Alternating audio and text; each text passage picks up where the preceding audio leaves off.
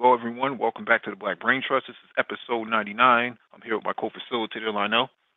Hello, how's everyone doing? How you doing today, Mike? I'm good, brother. I can't complain yourself. I'm well. Thanks for asking. All right. Why don't we get started? Actually, let me give me 30 seconds. Let me add the docket to the description below the video. hmm Hope everyone is doing well tonight. Hope everyone had a great Thanksgiving. We are going to the month of December. Christmas is on. For those who celebrate Christmas or Hanukkah, Kwanzaa, or any other holidays, hope you all have a great holiday that's coming up. Hope you all are ready for the holidays. Hope you all are looking at the news, politics, geopolitics, such as the show will be discussing tonight. Few good things that have been in the news, such as the caravan at the U.S. Mexico border, and also other things that are going on other places of the world, such as the topics we'll be touching on tonight. All right, let me share my screen.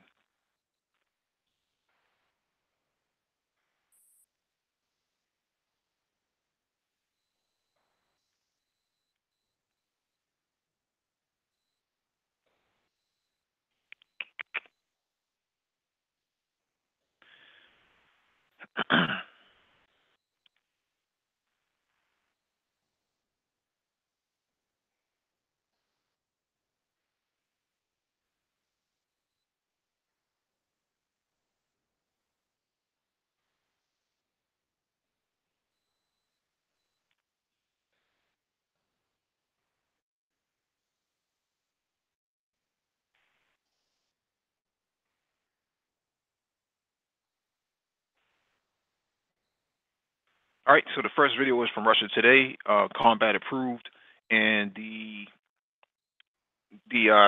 title of the video is missile capable Bunyan M Corvette high seas Hellraiser. This video was a documentary on Russia's shallow water Corvette cruise battleship. Basically, it's a Corvette. A Corvette is supposed to be the lightest and fastest uh, uh, warship in their naval fleet. However, what's interesting about this is that the Caspian Sea is considered to be actually not a sea. It's actually considered to be a lake because a sea is determined by its geographical position to an ocean. So a sea connects to an ocean, and the Caspian actually doesn't connect to anything. It's just in the middle of 5 or 6 different states. It doesn't actually connect to the Indian Ocean or the Mediterranean. So it is interesting to hear about this. But this this warship actually is very interesting because it has lots of missile capabilities, and it was first displayed in 2015 when Russia entered the war in Syria, and they were able to fire caliber cruise missiles from these corvettes um, into Syria and hit these terrorists. They launched about 26 of them, and they were supposedly accurate. Um, but these corvettes are actually the most advanced corvettes I think on the market right now. I know you have anything else you want to add right now?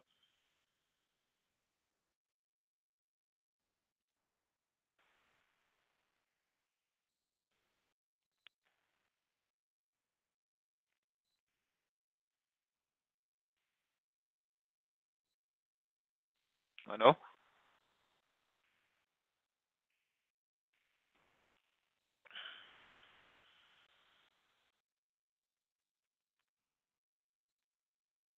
Can anybody else hear me?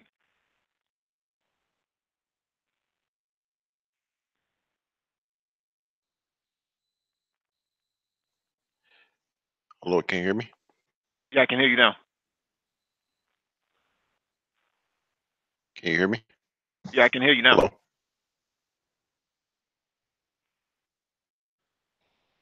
I can't. I lost connection. I don't know if I'm connected properly.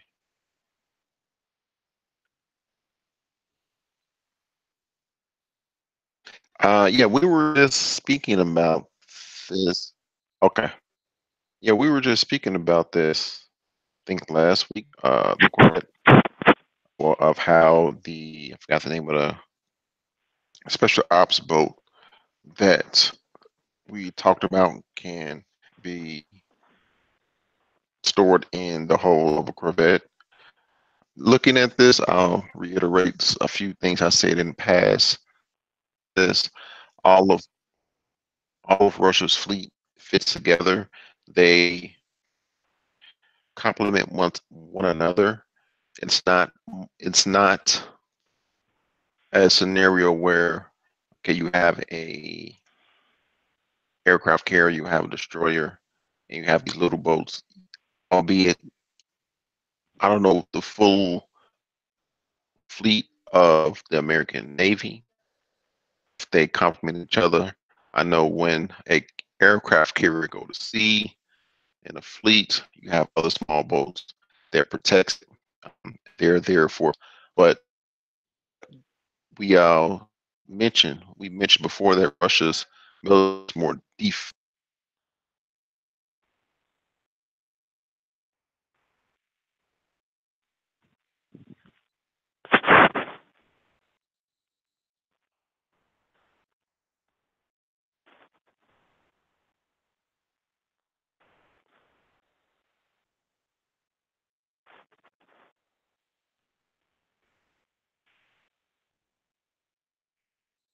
I know. Are you there?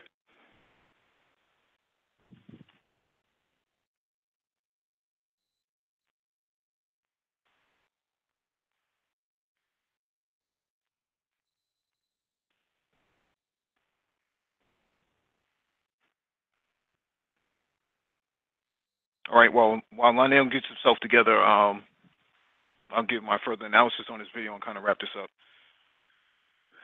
Um, Basically, the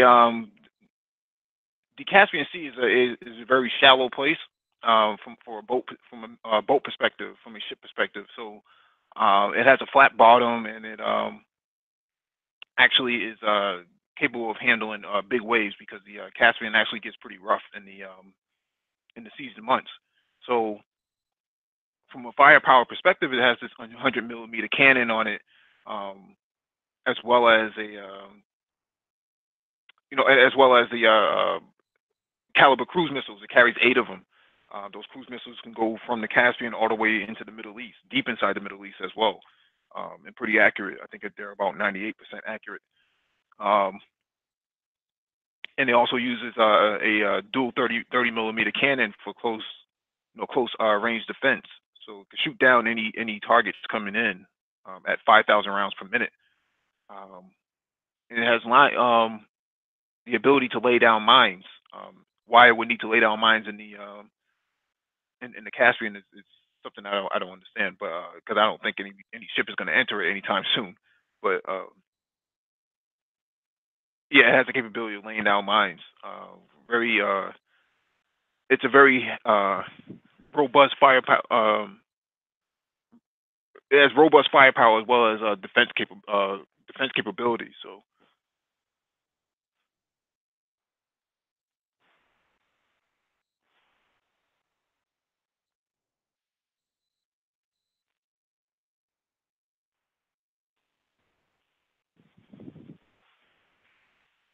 yeah, it looks like Lionel has left. So we'll uh, we'll move on to the next article. Hey, what's going on? Keep it techie and freelance Ronin.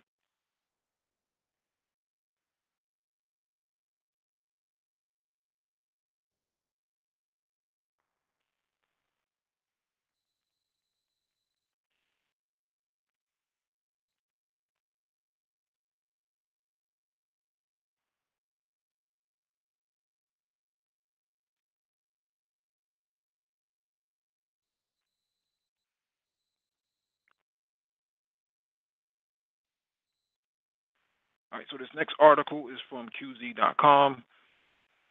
What is this?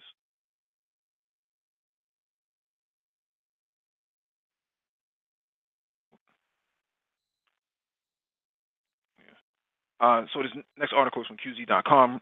France will have to change its laws to return its looted art, African art. It's a picture of some of the art that's there. Um, so France is set to make a good is set to make good on President Emmanuel Macron's promise to return Africa's stolen art and artifacts. This week, a report will be released that outlines exactly why and how thousands of priceless objects should be returned to Africa. An early look at the report, due on Friday, November 23rd, this happened last week, will change in French law that would allow restitution through bilateral agreements between France and the affected African states. Until now, French law refuses to cede property owned by the government, even if the property was acquired through looting. The the authors of the authors of the article, or the authors of the report, Senegalese writer Pauline Sarr and French art historian Benedict Savoy, called a change to these heritage laws so that the criteria of the consent can be invoked on a case by case basis. There are about 90,000 African artworks in French museums, most of them housed in uh, Corbranley Museum, an ethnographic museum that also boasts a large collection of Asian artwork. It created by it was created by former President Jacques Chirac, an avid collector of African and Asian art. So I don't want to read the whole entire thing because it's pretty long. But the basis of the article is simply that French has stolen artifacts inside of its museums, and the majority of art inside French museums is of African and Asian art. And what these former French colonies in Africa want is to have their stuff returned because it doesn't belong to them; it was stolen. And if that's going to be the case, then um, France is encroaching on something that it may not be able to turn back from. Now you're talking about reparations. So a lot of African states could actually push for reparations after they get their artwork back, is what I recommend, from my observation. But then when you look at the implications of this, this could actually spread into some place like Haiti, because Haiti has a long history with the French, and they could actually start looking for reparations themselves, not just restitution.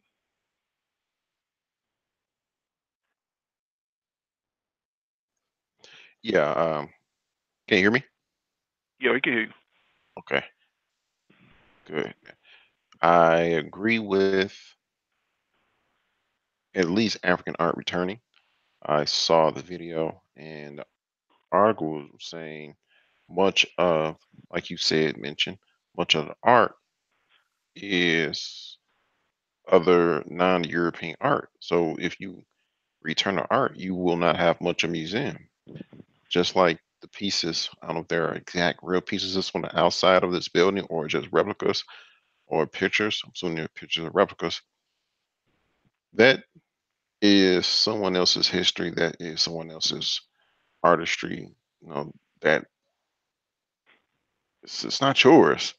And there were some people that had the nerves to say, well, one lady, she said that, well, they should keep it there to remind Europeans, well, British, of their history.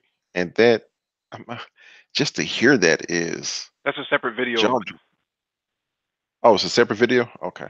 Yeah, we're talking about the French, not the British. Okay, the French. Gotcha, gotcha. Yeah, well, concerning this one, they should return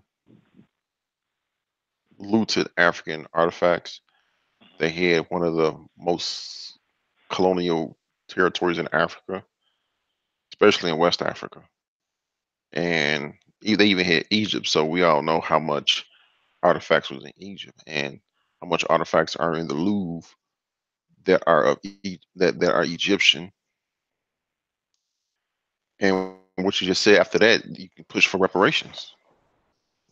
So yeah.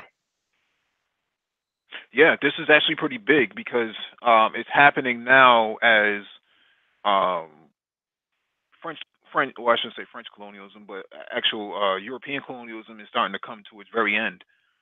They can no longer exploit the continent for what it is right now, and you're starting to see American decline. Trump pulled out of the Paris Accords um, earlier this year. He hasn't been to Latin America since he's come into office. Actually, he's never been there once. Um, he wants to pull out of Syria. He wants to pull out of the Middle East. But he hates Iran though. And he's taking the fight to China. So you're starting to see this kind of waning back of dealing with Africa and dealing with former colonial states, and kind of giving it back their sovereignty to a certain extent, right? If that's going to be the case, then I think Africans are starting to feel like they hit the gym a little bit since they've been dealing with China, and now they kind of swole. So now they're approaching the French because uh, President Macron is actually not as strong as former French presidents. So he's actually being a little bit more lenient in relative to the previous presidents in making concessions with some of these former colonial states. Before, former colonial states wouldn't even try something like this. The last French president actually bombed an African country. So now you're starting to see this president say, what can we do to actually get in the good graces of melanated people? And I think giving back these artifacts is actually a start. Now, what happens 2 or 3 years from now? Maybe they can push for our reparations. Um, yeah, this is actually very positive, but I say this in relevance to Haiti. Haiti actually has an opportunity to push for restitution in some areas. Some of the goods that are in French museums are actually from Haiti too. So maybe if the Haitians actually can organize and make and create an agenda, they can actually push for some of these restitutions as well. Because I believe the last time Haiti and France actually sat down and talked in court, there was actually about $22 billion on the table that was owed to the Haitians, and they actually haven't gotten it. So, Yeah, this is a good article. I just agree with everything you just said. Like you said, they been hitting the gym for like they can approach. They have the scruples to say, hey, we want this, we demand this. Um, because they've been supporting. They actually been supporting friends, not only in the museum and the other areas for a very long time, including Haiti. When I say they, I mean African nations, former French colonial African nations, and this is their history. And excuse me, our history also. That shared history. mhm, You know, that's your culture. That's where you learn your history from. Yeah, language, your art, and so forth. Keeping that is like saying, "Hey, we want to keep colonialism alive." mhm. Yeah, robbing the French. Well, I shouldn't say robbing the French, but taking back what belongs to you could actually plunder France's economy because France makes a lot of money off these artifacts as well as the resources that they take out of Africa. So you imagine if you can't get your if you can't get the French out of Africa from a financial perspective, you could actually hurt them, with these colonial artifacts. So,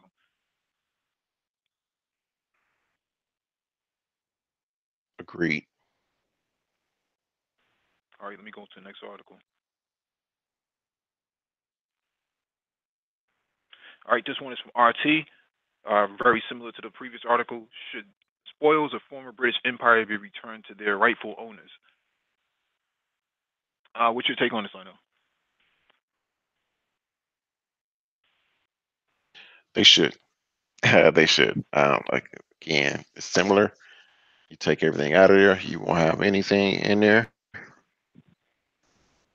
Um, like I said, one of the people that they asked on the street, she said out her mouth, one of the I guess the people, the patrons of the museum said, if you this woman is crying, governor of Rapa Nui or Easter Island. Yes. She, well, not her, but a British citizen said Hmm. that she think the artifacts should be kept in the museums because it reminds them of their history. That is, like I said, jaw dropping. History of robbing. You have this crown. You have the Easter Island stone heads. They took the Eastern Island stone heads, crowns, even the Rosetta Stone. That museum is not small. It has a number of wings. It's large. It takes up city blocks, not just one block, city blocks, and it's full of artifacts. And not only the artifacts that are shown, the artifacts that are in the back that when they switch um, artifacts out, the ones that's being restored or even changed, return everything. Put it's another person that was asked about their opinion said, "Hey, they will want their stuff back if I think that was her. If someone else had their artifacts." Hmm. And I understand that's being fair, and in reality, fairness does not always win, but still. Yeah, I think the problem is that European culture, including the British, is very narcissistic, if not sociopathic. They don't feel any empathy for anybody who's not European. So even though these artifacts have absolutely no relevance to the ethnic people of Europe, they still feel it belongs to them. And what's interesting is that they always attack China for stealing intellectual property and all this other stuff, right? And stealing, not stealing, but copying, you know, products and things like that, reverse engineering and stuff like that. But here you have a bunch of people who are basically saying, yeah, I think I like having these artifacts in my museum. And as a matter of fact, in the previous article, they were talking about hiding, the African artifacts so that they can't be returned. So now you're getting into criminal mischief because there's an agree because the whole point of the referendum of the law was to actually adjust it so that it does reflect um, looted items to be returned, looted artifacts to be returned. Now you're talking about removing them, excuse me, and bringing them to a private warehouse or something like that so that they can't be returned. But this is the sort of mentality that most white or pale skinned people have because in the United States, we had, since Trump came into power, you had people talking about saving the Confederate monuments and the symbols. No, they should be here, because they're history. But no, it's your But history, then, if right? yeah, It's correct. your If history. Mhm. but then if someone else builds a Marcus Garvey statue or oh God forbid, in their case, Malcolm X statue, uh, it's you can't do that. That's for whatever reason not right. But you want to save everything else that goes against what you're saying is modern. Oh, we're American now. We're forward thinking, so forth, so blah blah blah. But everything we and other people want as a statue, like a 50-foot statue of Gandhi, right in the middle of, I don't know, let's say Manhattan. This, Well, right? right. Well, Statue of Liberty was actually a black woman, and they actually changed it, right? Yeah, they did. Right. So they go through great efforts. It's not so much of a American thing or European thing. It's a pale skinned person's problem where they feel that everything has to go through their lens first. Right? It has to be seen through their lens first, and these artifacts have absolutely nothing to do with the Europeans, other than they've been stolen. There's no relevance to them. You don't see Africans stealing, Napoleon statues and bringing them into French, French colonial states. You don't see anything like that, right? You don't see anybody honoring, European items stolen. Like, Europeans don't even have any items to steal that's worth stealing, for Black people. So I just find it interesting that the way they approach it is that it's from a very colonialist standpoint. Even in the United States, when it comes to the Confederate statues, where they feel that those statues should stay up, despite the fact that they were terrorists. If you really want to put it down, they were actually terrorists. They were fighting the U.S. government for what it was, or the unionized government for what it was. And then when you think about how they invaded Iraq and how they took down Saddam's statue, they were okay with that. So they'll take down somebody else's statue in somebody else's country and then tear it down. But when it comes to American statues on Confederacy, then they're like, oh no, we have to maintain these because of history. But when it comes to African artifacts, oh well, we have to maintain these because they just belong here. They're better in our possession. No, it doesn't belong to you, thief. They some pookies, man. They want to take your stuff that you work hard for and build. I mean, the Benin bronze statues. Mhm. It's there've been scientific studies on these things. Well, I don't want to say things to demean their importance, but there's been scientific study on these Benin statues, and not only the statues, but the artwork. It it's complex. Mhm. It's complex. The artwork of those times is more complex artwork. You're talking about fractals and the line. They're it's almost like they're admitting that, hey, these artworks are superior to what we have because we have so much of it in our museums. They wouldn't keep just junk in there. So it's and I don't want Well, to go ahead. no, I was just gonna say, they know what the value is. It's just about getting the booty, right? Like the pirates used to do back in the day. But Mhm. a lot of these artifacts actually predate European existence by thousands of years. So Yeah. Europeans or pale skinned people don't really have any reference to anything. There's nothing that they can actually reference. I mean, even Jesus wasn't white, right? Jesus was not pale skinned. He was actually, Yeah. the Bible articulates this point. But if you let Europeans tell the story, they tell it from a perspective that is disingenuous and if not downright false.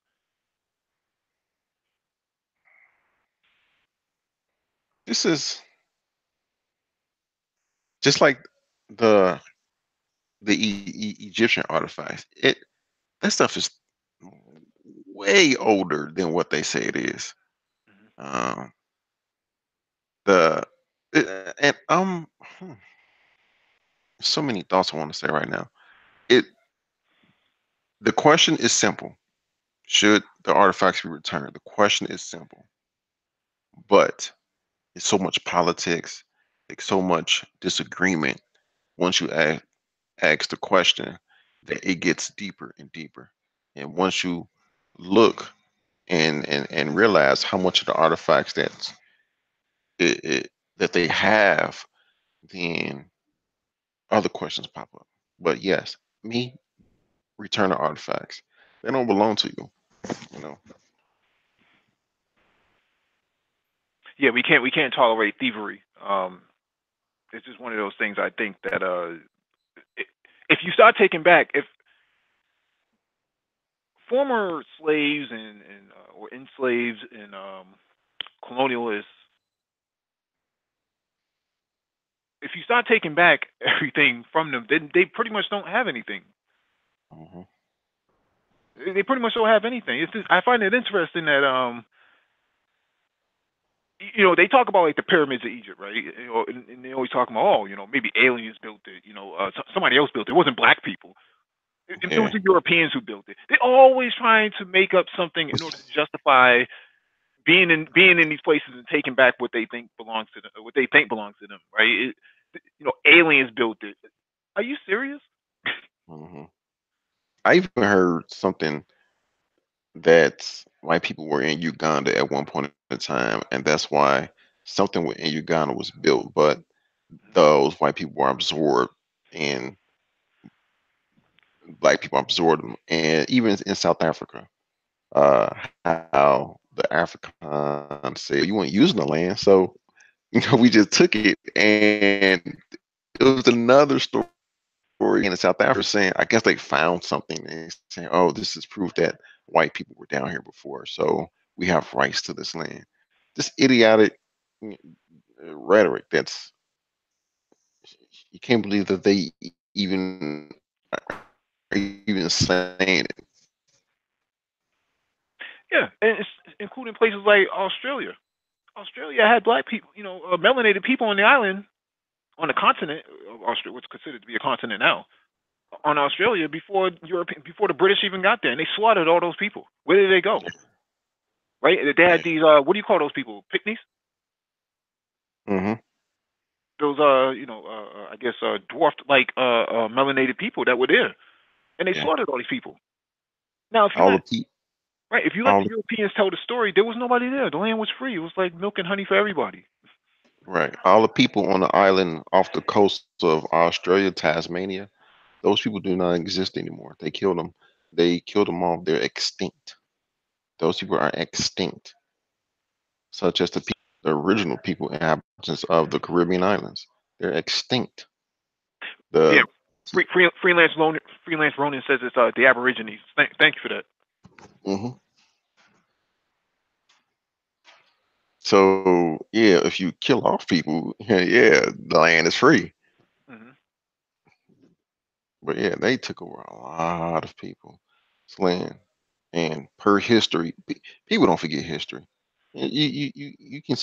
There's evidence in all the warring that's going on now and throughout the years, and how they feel about Russia. People don't forget. They owe Well, hmm a lot of when people. when the Soviet Union collapsed, the Americans came in there and looted that place, and looted Russia out in the 90s. That's what brought Putin to power. A lot of people don't realize that Putin came to power in '99 because of what the Americans were doing. They were looting a whole lot of state goods out of Russia, and they openly bragged about it. I think it was Mm. the Clinton Foundation that not the Clinton Foundation, but the Clinton administration actually bragged about it in '96.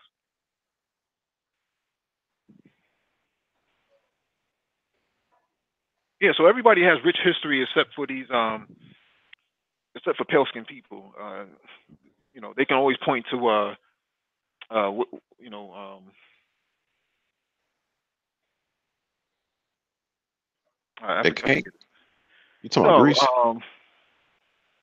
no, Darwin. They always point to Darwin, right? That's the only thing that you really hear them actually point back to is Darwin. They always have his statue, of his head put up, but they never really go back and you know, do the math on their own history. Like there's only so far that you can go back before you don't have anything at all. So let me Like the one era that they say was the start of European history. Greece, they even stole they history. They their artifacts. I mean, golly. yeah, absolutely.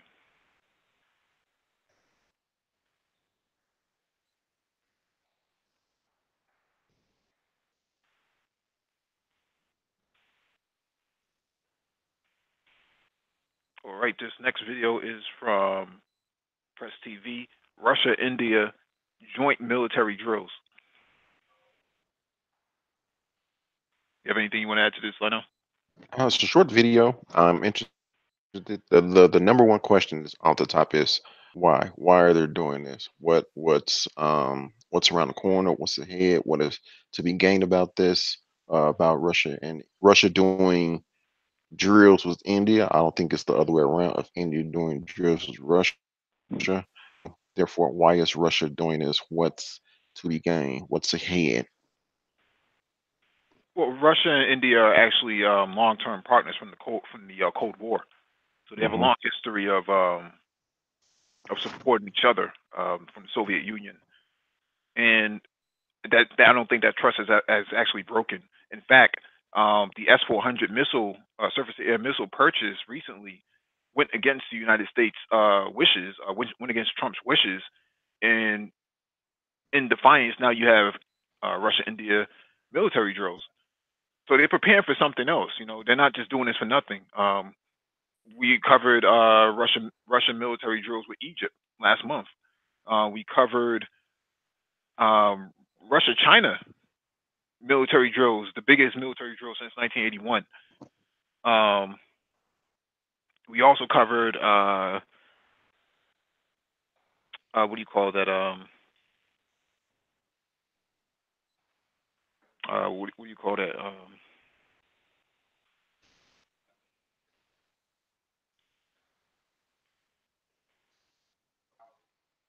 It slipped my mind right now. But basically, everybody's preparing for a next military conflict, global military conflict. Maybe they could be. Maybe the Indians are probably worried about Pakistan and China. I just don't see why they would worry that much. There's nothing in India worth occupying at this point. Maybe they can close off the sea space, the sea lanes, but I don't see them taking over India anytime soon. India is a pretty mountainous place, and you don't really have land capabilities to enter, so it is pretty interesting. But they probably would be more worried about Kashmir. That's a good one. Now, why would they be worried about Kashmir when Russia and China has an understanding? You might broke up a lot. Can you repeat that? Can you hear me? I can hear you now. Okay. You said India would be worried about Kashmir. Because Kashmir is split between Pakistan and India. And okay, Pakistan. Okay. China wants to put the Belt and Road, the BRI, through the Silk Road through Kashmir. But the problem is that the areas are disputed. But if they had to take those areas, they would have to go through India. But India probably is thinking to themselves that if they have to ever get into a conflict with Pakistan and China over this, they may need to prepare for this. So. Gotcha. Yeah, the last time they had a skirmish was the 2003 war, 2002, if I remember correctly. Almost came to a nuclear conflict. So.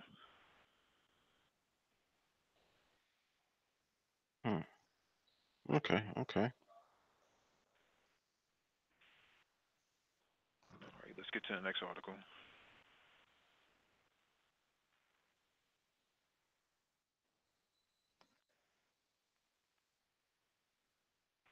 This one is from the nationalinterest.org.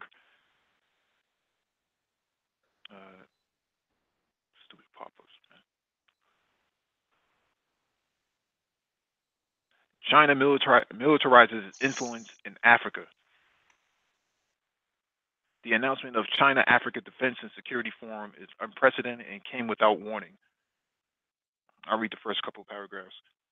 I'll bet from the limited perspective of South Africa's biannual Africa Aerospace and Defense Exhibition from September 19th to the 23rd, it is apparent that most African states are ready to enthusiastically support China's ambitions for militarizing its growing influence on that continent.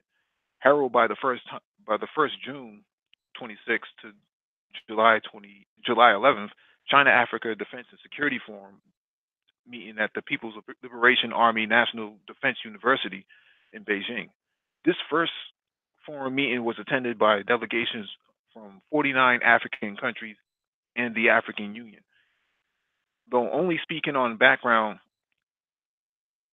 due to sensitivity of China-related military issues, almost all AAD queried about China-African Defense Security Forum were unsure of the direction of this organization. However, none would discount the idea of a China-African Defense Security Forum eventually becoming another China-centered proto-alliance like well-established Shanghai Cooperation Organization, as it derives from China's decades of economic and political influence in building Africa.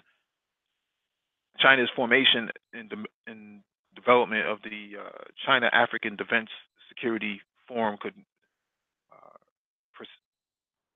presage similar Chinese ambitions for Latin America. This is a really, really good article, and I suggest that most of you guys click on the link and read it for yourself after the hangout. But to give you a quick synopsis, actually, let me read this paragraph. There was no prior warning of the China-Africa Defense Security Forum first meeting until it was announced by the Chinese military.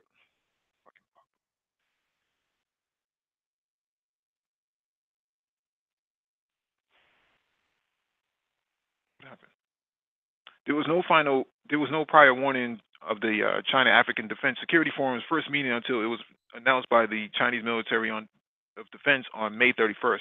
The scant reporting on its background, purpose, and structure and plans, China has pursued long-standing military cooperation under the aegis of 55 state African Union, and in September 2017 offered $100 million in military aid to fund the African Union standby force.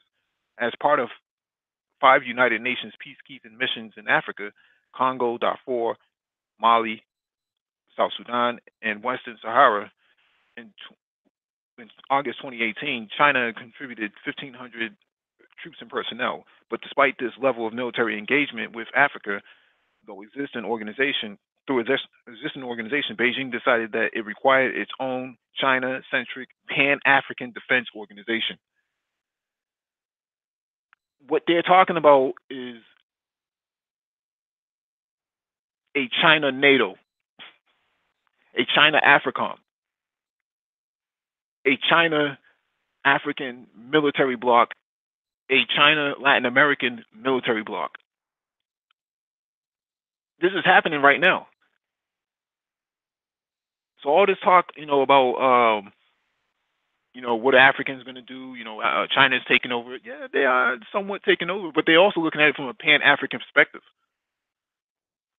They're going to build up African militaries to take on the Europeans. And that's why you hear the French President Macron say we need the EU army to counter threats from China, Russia, and America. We just covered a video that showed Russia-India military drills. Do you think that these people aren't preparing for something big? Go ahead, Lionel. You said they're looking African perspective because they're building up Africa. Say it again. You said they're looking at it from a Pan-African perspective because they're building up Africa. No, the quote was that there's a China that there's an urgency for a Chinese Pan-African organization. So they're looking at it from a Pan-African perspective, that they're going to build up this big, huge military bloc.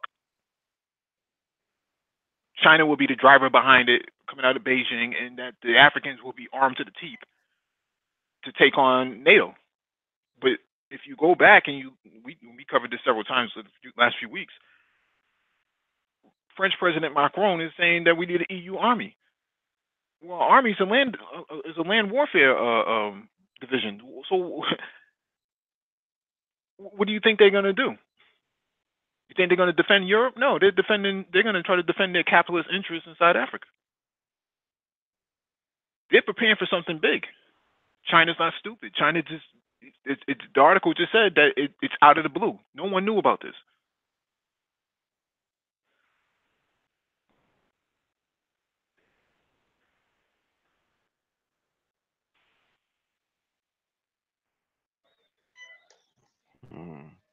After what people, Africans that live saying, it's not even mixed messages. It's more of on a side of caution than it is.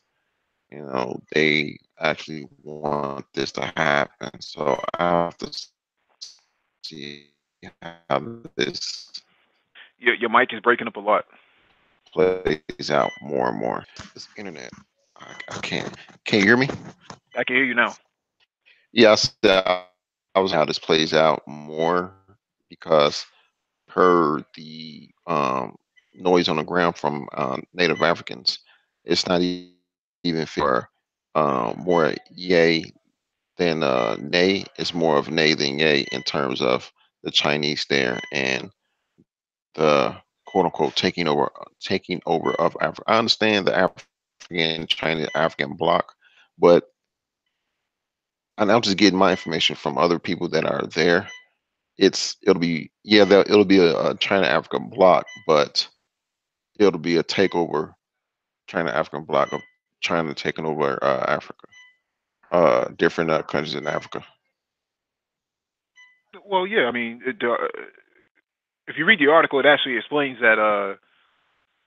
I think I just covered it that China has been financing the restructuring and the political alignment of Africa. So it makes sense that they would be taken over politically speaking. But that to me that's irrelevant.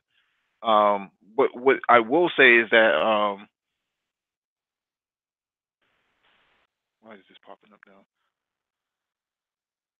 What I will say is that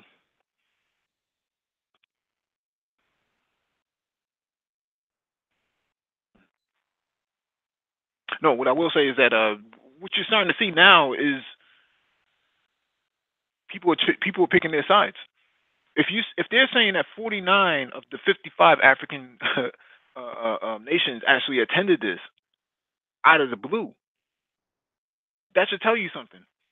That something the leaders of these countries is more relevant than the people on the ground because that the people on the ground can only follow what their leaders do. So the leaders are saying, yeah, we're actually going to join. We're going to create a military bloc to take on outside powers, including NATO, because NATO actually attacked Libya. That was the last time NATO has actually intervened inside Africa, which was in 2011, 2012. And now you're talking about AFRICOM. AFRICOM operates out of Stuttgart, Germany. So if AFRICOM is basically a managerial oversight committee for African affairs, I think Africans are basically saying, yeah, we would like our own military organization with China, and the Chinese are probably saying yes. This makes sense for us too, because you don't have international support like that. Because when you really put it all in perspective, what Africans need and what Africans want are two different things. In order for Africans to get their loot out of European banks, then they're going to have to take it back by force. You can't have a dialogue with these people because they're not, pale skinned people are not actually very cooperative. If you go back to our discussion about these artifacts out of Africa, you know they don't seem to be all that cooperative even on the ground. So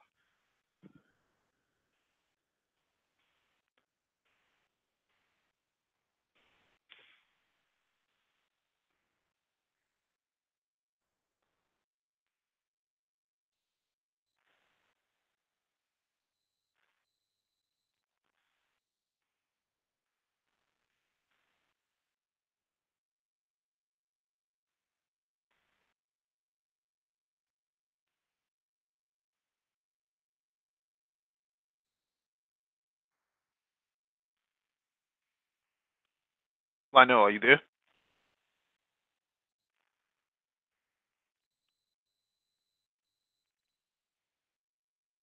All right, let me cover this further.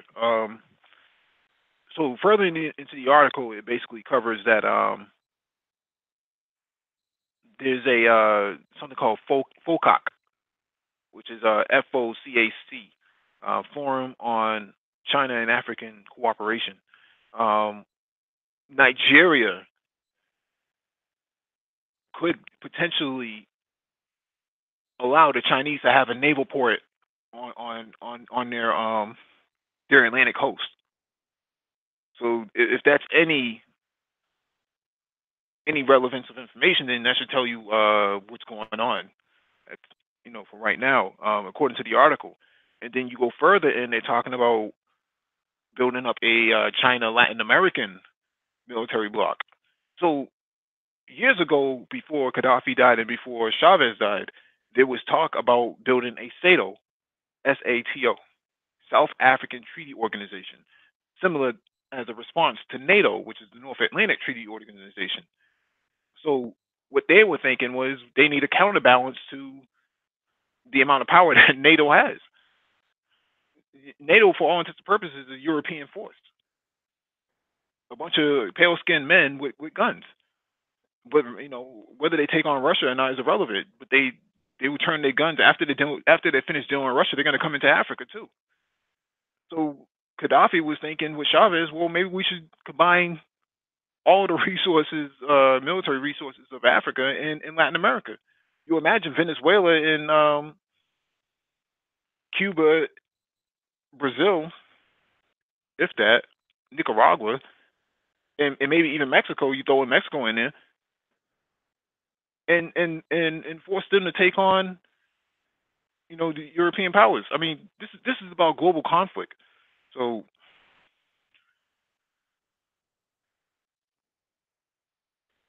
I know, are you with us?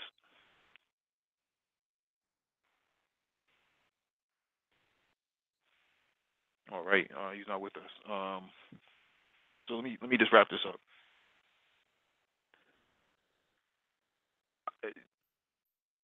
There's been talk about South Africa partnering up with Argentina, and the Chinese pushing Argentina to take the Falkland Islands back from the British because the British are actually there uh, occupying the island. They've recently been discovered oil and gas um, in and on that island. So there's been a push now for Argentina to to arm themselves so that they can take back that Falkland Island. The last time they tried this in 1984, I think it was 1982. 1982, it did not turn out too well for them. They actually almost won. They were a few days away from winning, and they made a few um, mistakes, and they were pretty incompetent in their military approach. But they were very close. Now, now it could be a different story. Now if they arm themselves to the teeth, then what could happen is that they could very well take the island from the British. The British can actually almost back then the British almost suffered a defeat, but at the same time, they're a NATO power themselves, and nobody came to their rescue when they were being pounded by the Argentine military. So it makes you wonder about the power of NATO. Let me share my screen about this fighter jet that has been sold to Sudan by the Chinese.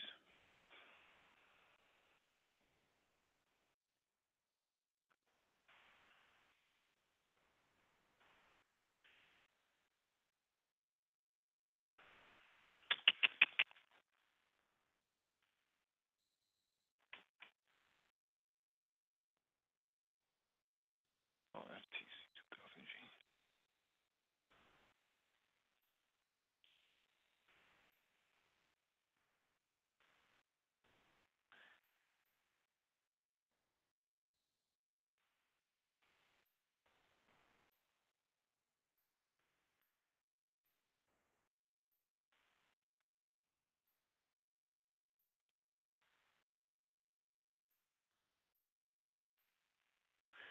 So this fighter jet right here was actually sold to African states. Sudan being the main purchaser recently.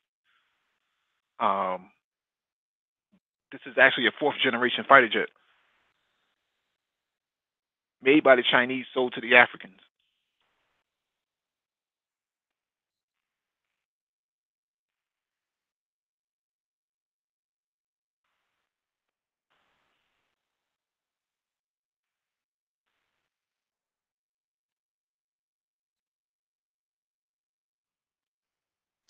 Yeah, hold on. My bad. I had to mute up really fast.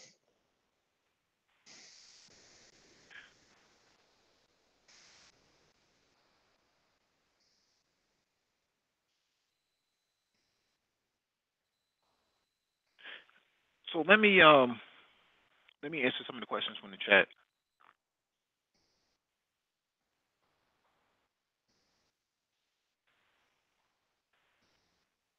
So Jesse asks, do you think they will help African nations military develop, or you think this alliance? Do you think they want this alliance to just protect their interests from NATO? I think it's a combination of both. I mean, if you invested into a into any piece of property, you would want to protect it too, right? If you're a landlord, you want to protect your property. Um, so I think what's going on here is that the Chinese can't defend Africa on their own, so they're going to need the Africans to actually partake in this. So that's what the military alliance is about. Because what happened with Libya should not have happened in the first place. No one was able to actually respond to Libya. The Egyptians were told to stay out. Tunisia was already crumbling. Um, Morocco did not want anything to do with it, and actually, Morocco wasn't even a part of the African Union at the time. They were the only country in Africa not to be a part of the Union. Um, Jacob Zuma, who was the president of South Africa, actually flew to Libya to actually broker a deal to negotiate. And what happened was they started bombing immediately before he can get there. So he had to turn his plane around because they closed off the airspace. It was a no-fly zone. So he had to turn his plane around and go back to South Africa. Um, and you know, none of the other African powers, even the Nigerian government, voted to take out Gaddafi. So what I'm saying here is that what happened in Libya could actually happen to the rest of the continent. It wouldn't be that hard for NATO to walk in with some air power and completely pound out the continent, what they consider to be opposition to European capitalism. So there's an urgency to actually protect what they have. The Chinese probably want to help the Africans push out European colonialism, what's left of it. Um, Jedi Focus says they aren't doing it out of the kindness of their hearts. The Chinese are about business. They will give you something, but they want something in return. Well, they already got it. They got all the resources out of Africa that they can possibly get. So they own a lot of the mines. So diamond mines, gold mines, and things of that nature. They already own quite a few of them. I'm pretty sure that Oppenheimer and the Bears, are not happy with this and probably are pushing for war. Jesse asks, "Is the fighter jet state of the art or a hand me down?" It's actually it's actually a very modified and retooled MiG fighter jet. So it has the engine from a MiG 21, which is the best fighter jet that was ever produced. Um, and the rest of it has all been modified with fourth generation electronics. So fourth generation would be F-16. It's the equivalent of an F-16 for all intents and purposes. Um, Jesse asks to the Sudanese. Yes, they sold it to the Sudanese. So the Sudanese is the first country in Africa to buy it this year. They bought 6 of them. Do you think they will use it against the South Sudanese? No, they're going to broker a deal between the South Sudanese. They have no interest in going to war at this point. They're more worried about they're more worried about being invaded by a military power at this point because they have porous borders between Egypt and themselves, Ethiopia and themselves, as well as Libya. So there's a lot of insurgency coming out of these areas being supported. Uh, so I don't think they're going to use it against the South Sudanese. I think the South Sudanese have brokered a deal with the Chinese for oil, and China is going to protect that because they are China peacekeepers inside South Sudan. So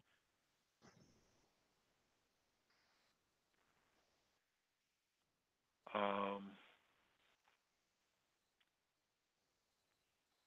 Getcha told they will suck our resources through providing through providing instead of our own foundation. I mean, what other deal is on the table? I don't see African Americans doing anything. Um, hey, what's going on, C Boogie? Straight ahead. Damiete, what's going on? Uh, even in gods. Any weapon Africa gets from China, they need to reverse engineer and produce it themselves and build on that.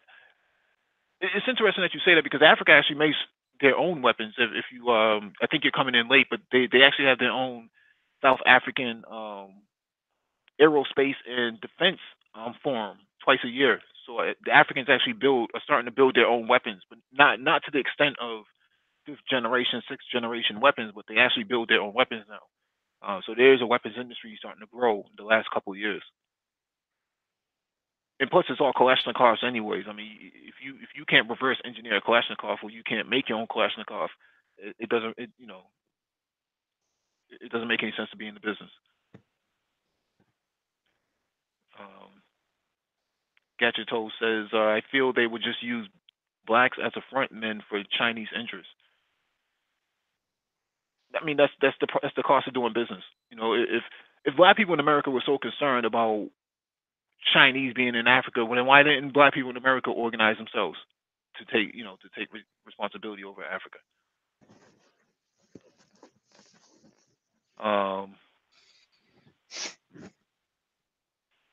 even in guards, how long do you think the black community have before the U.S. contained the majority of us in detention camps before invading? They're not going to put black people in detention camps here. That's not going to happen.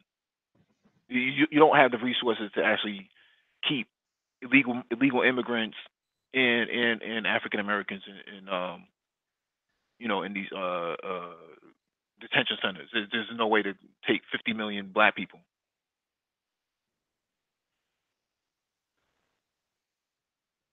And another 30 million Latinos or whatever you want to call them, Hispanics, whatever you want to call them, illegal immigrants, and put them inside detention centers. It's not going to happen. Lionel, are you back with us? Yeah, Okay. yeah. I had to mute really quick. Okay. Are you ready to provide your insight on this? Well, I don't need to be like I'm the last person that understands. Well, not last person. I'm the first person that understands. You know, when you make a deal like this in a country with another country, obviously you have permanent interests, limited friends. So you're gonna get as much as you can out the deal. I understand that. Hmm. By me being black, by me being African, Black American, whatever you want to classify me, whoever's hearing this, black people around the world affect other black people around the world, no matter how much you want to disagree or not. Hmm. What you see one group of black people do, and they're being um, not stignified. Um, when they get that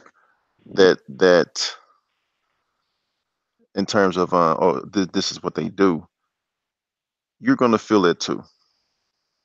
Africa is too big to be acting like they're acting now.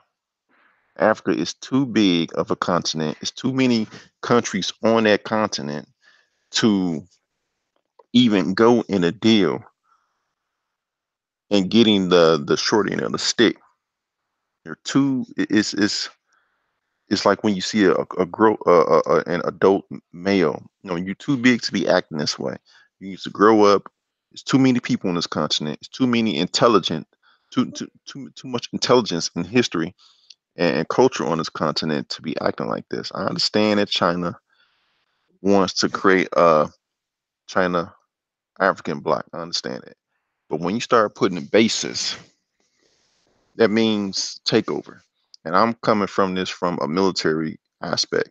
They're going to take over that country in which that not that country, but that area of the country in which they're putting their base at. Just look at America in Guantanamo Bay, America in China, not China, but Japan, America in any number of places.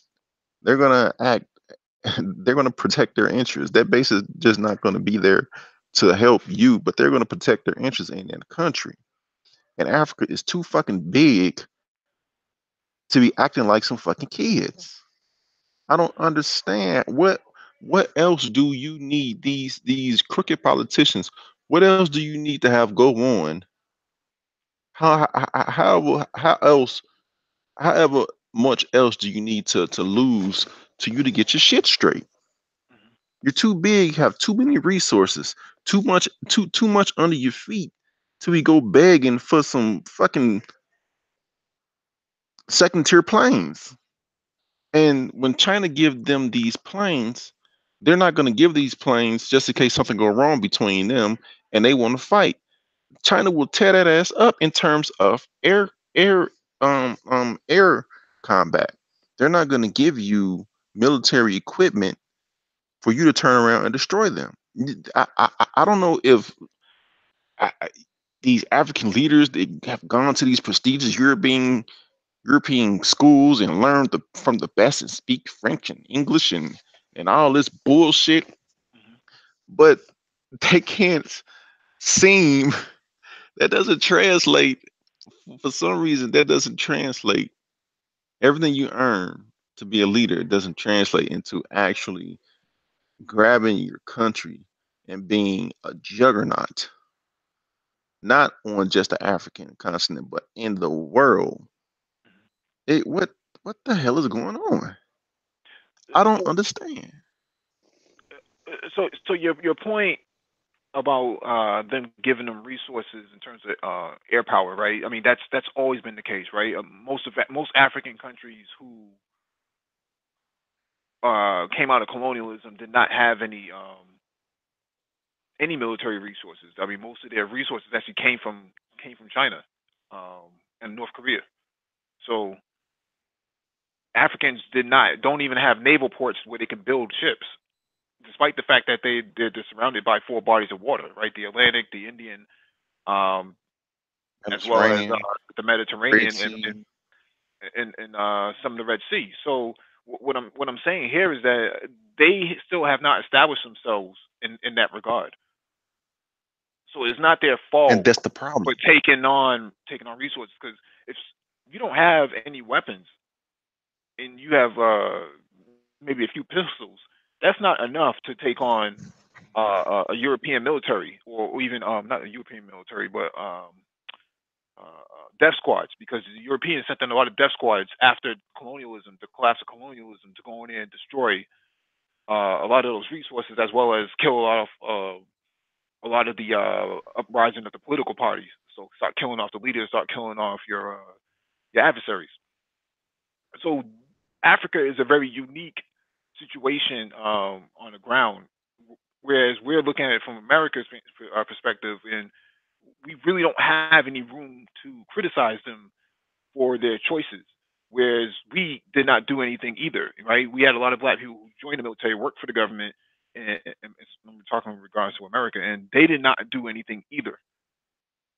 So if we couldn't provide them with resources, military resources to actually fight off their adversaries, then we really can't uh, um, critique them. Now, Cuba But came in we and have helped them in the past. We in what African way? Americans have helped Africans in the United States prevented African Americans from going over to fight certain wars. They refused to give them passports. And I understand your point, but in terms of African Americans of what our pure number compared to Africa's pure number, I understand we can give them resources, but not to the point which could help the entire continent. And I understand we really can't critique them fully, but at the end of the day, if you're still not getting it done and you're being continuously overran by other and new colonial powers and past colonial powers at the same time, then the question has to be raised: what are you doing? We may not be able to critique you, but your house is a shithole right now. Your house is being ran through and ransacked.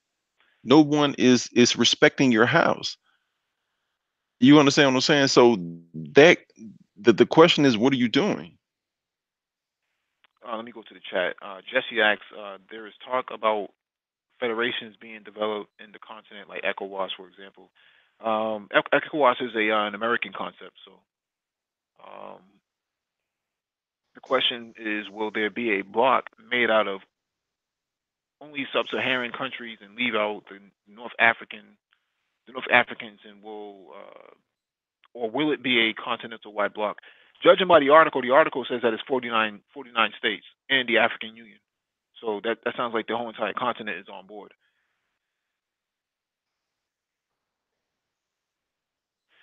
Let me scroll back up. I just hope they know what they're doing. You know, we black people across the world, although we have unique circumstances, we all experience the same things. And it's just a replay of the same thing over and over again. And we're old enough now, not old enough, but we've been living through these things now where history dictates, you Um, know. yeah, Jesse asks, regarding South Africa, do you know if they also developing drones? Yes, South Africa has some big heavy drones, similar to what the Americans have, and they're actually selling some of the drones to Latin America, including the United States.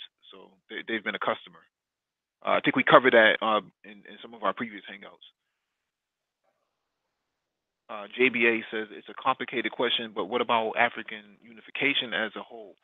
Africa can't keep bargaining from an individual basis. I think you. Here's my perspective. I think what's going to happen is Africans will treat the Chinese in the same way that the settlers treated the British, where they had this whole entire Boston Tea Party, and they threw all the tea into the water, and they didn't want to pay the British taxes, and the British decided that they were going to come in and try to assert themselves, and they got their asses handed to them. I think in 150 years, I think you'll probably see the same thing with Africa and China. I think at some point, China, Africans will get tired of dealing with China, and you know, your hardcore conservatives will eventually take the throne and stop pushing back against Chinese influence inside the continent. You're already starting to see that now. Um, what's happening on the ground in sub-Sahara is that a lot of your, like the article was pointing out, that the majority of the United Nations peacekeepers inside Africa are actually Chinese. And actually, China is actually losing the most amount of peacekeepers in the United Nations peace missions. I think they lose something about 500 a year, which is a lot relative to everybody else, including the Americans. So, what's been discussed is that there's probably Western meddling on the ground, giving weapons to insurgents, killing off these Chinese businessmen, laborers, as well as these UN peacekeepers, because it seems to be that the Chinese seem to be taking a heavy hand um, in in terms of their journeys, their peacekeeping missions. So if that's the case, the China is probably looking at this and saying we need to assert ourselves more because they're pretty much killing our people out there. So we can only take so much. Um, when Gaddafi was alive, he kept a lot of the terrorists. What we see now, he kept them pretty much emasculated, for lack of a better description. I mean, he put them in jails. He kept them outside of Libya, which is why Libya was so stable in the first place. And when U.S. And the United Nations Security Council and the EU put pressure on Gaddafi to give his nuclear weapons as well as let these terrorists out of jail, he said that if you let these guys out of jail, then they're gonna run amok inside Africa. We can't allow that. And the United States put so much pressure on them that he eventually released them out of jail, and they ended up going to Syria. And from Syria they went they also went into Iraq, and they also ended up in southern parts of Africa.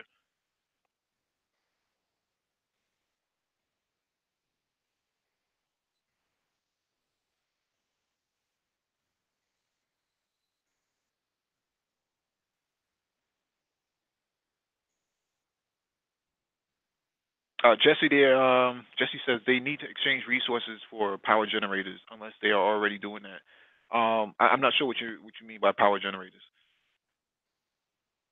The jets are a chance for them to reverse engineer them in mass through like someone, though like someone else said. I don't, not really following.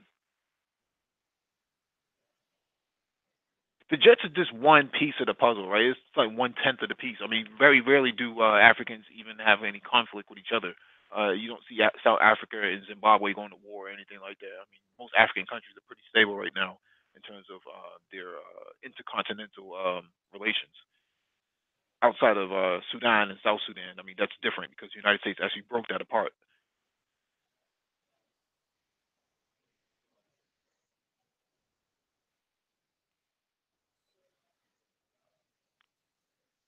So royalty says so basically a proxy war.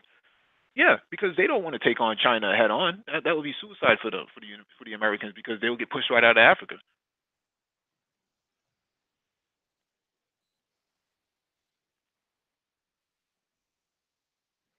Jesse asks, "How about nukes?" No one's going to use any nukes. You use a nuke and then everything is no longer useful. Can't you can't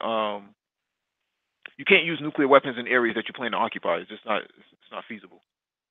Yeah, I agree with that. Libya's collapse has contributed to the chaos in the Maghreb and West Africa. Yeah, that was the whole plan in the first place, was to let all these terrorists out of jail and let them run amok in Africa. And you're seeing them now in Syria. I mean, at least the majority of them are gone now out of Syria. I think they've been all. I think either they ran out back to Europe or they've been bombed to bits. So do you have Zoe Royalties email where you can send him the link? No, actually I don't. I don't know his email either. Okay, let's see if I can. One moment. China Zoe Royalty asks, will China push for more private mercenaries from China to be in Africa to fight insurgents and train African armies? No, the article is actually talking about building the full force China African military alliance.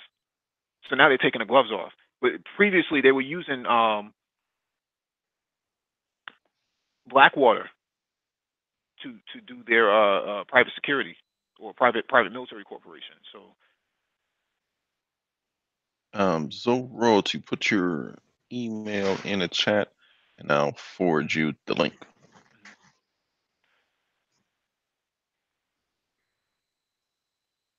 hey, what's going on, Paul Bryant?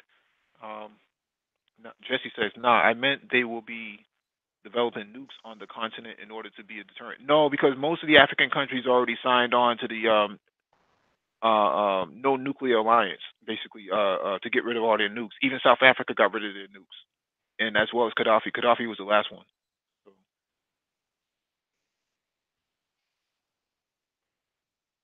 they won't. No one's going to use nukes. It's just not. It's not feasible. It's not a weapon that you want to use anyways. Because you use yours, then you're going to have to worry about another one coming back at you.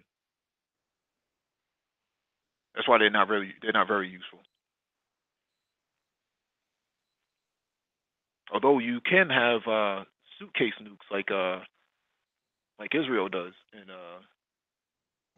put them inside tanks and fire them off that way. Although you run the risk of having a battlefield of nukes get lost and then they end up in the wrong hands, and now you have a bunch of how a bunch of guys in sandals running around with uranium and all types of nuclear material.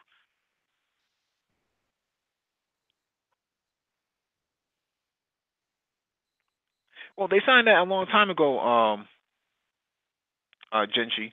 They signed that a long time ago. That was during the Cold War. A lot of those countries in Africa did not want those nukes to begin with because it invites a lot of trouble to them. If you're going to have sanctions on you, then it's going to suck. You're going to end up like North Korea. And what value does that really bring, right? Even North Korea is getting rid of their nukes. The nukes are just about nuclear weapons are just about a bargaining chip. And once you've already bargained your way out, then it doesn't make any sense to keep them. That's All one. right. That's the main reason. That's the main reason why Iran had developed nuclear weapons, right? They needed a bargaining chip against the United States. So I sent the link to Zoroarsky. mhm. I might get kicked off. So I Oh, apologize. okay, okay. Yeah, yeah, you got that thing going.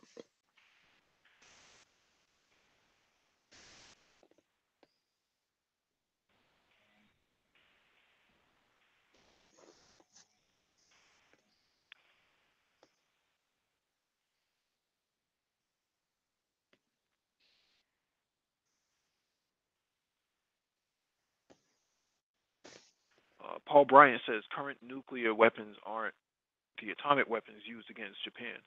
They aren't viable as actual usable weapons. Too much fallout. Yeah, I agree. I mean, nuclear weapons all the way around, atomic and non-atomic, is just not very usable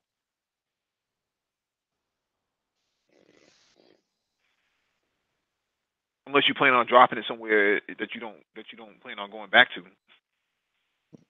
Hmm. Now, if you want to take out a naval fleet, aircraft carrier and the frigates and destroyers and stuff like that in the middle of the Atlantic, that might be a different story. Yeah, I can see that. Yeah, Yeah, maybe that's in the Pacific. the reason. Remember the email you sent that we want to have an aircraft carrier underwater. Hmm. Right. That's the whole reason for that one.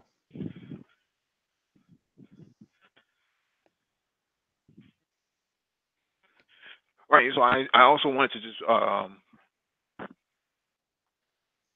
further close out on some of the comments that I had about this article because I think the article is excellent.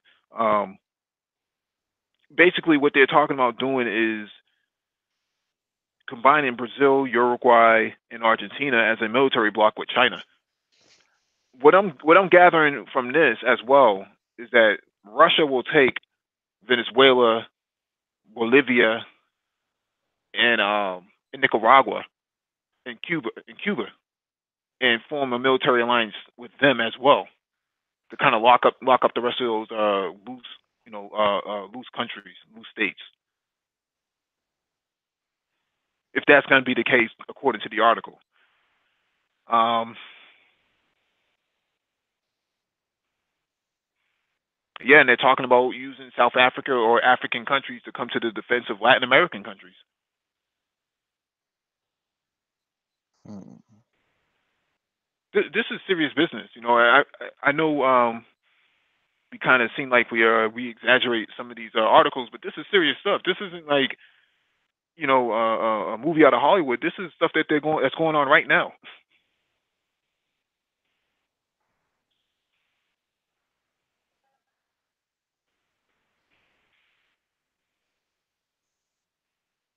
One thing is this with what you just said, how Africans are viewed on the world stage as expendable. Let's say Latin countries get into a conflict. There may be a situation where there's more Africans fighting. Hmm. Now, hear me out, than Latins fighting. If it's not negotiated where we'll come and aid you, but in these situations, well, in these capacities, not just okay, we'll come aid you agreement.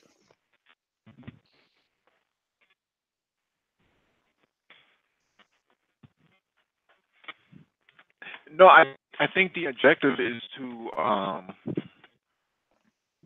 I think the objective is to make it because let's look at it from a military perspective, from a Latin American perspective.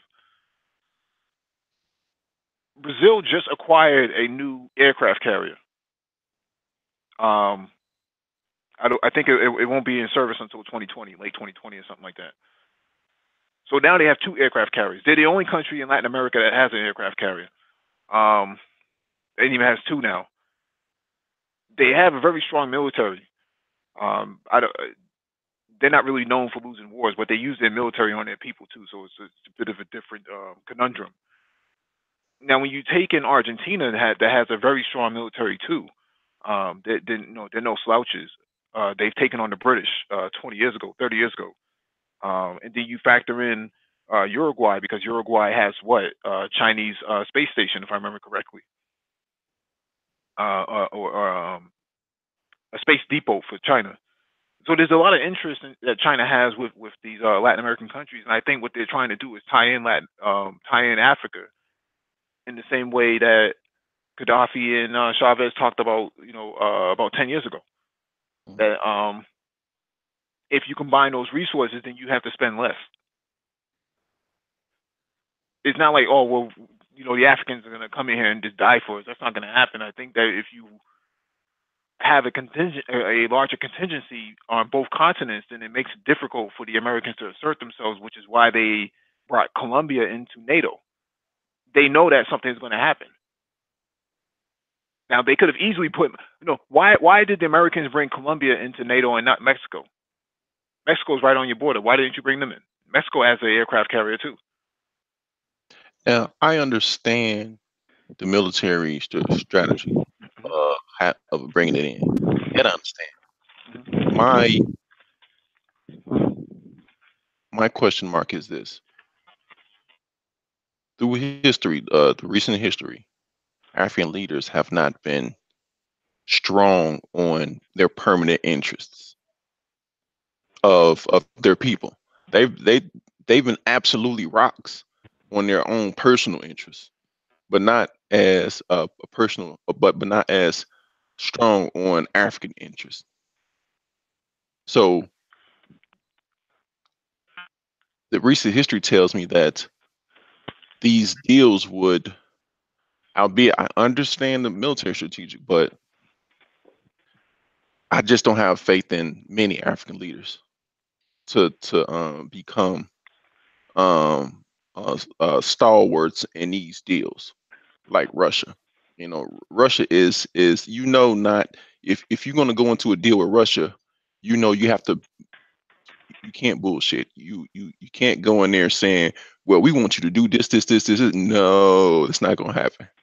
We need, if you want us to do this, and this, well, we need this over here, this over here. I just don't see African leaders doing that. That's my thing. Well, That's what I'm saying. you have a point because Africa did support Lumumba. No, what I'm saying. You Russia talking about supported Lumumba. Russia had supported Lumumba before he was taken out. So, mm, yeah, I just don't see African leaders being absolute rocks for the interests of their people.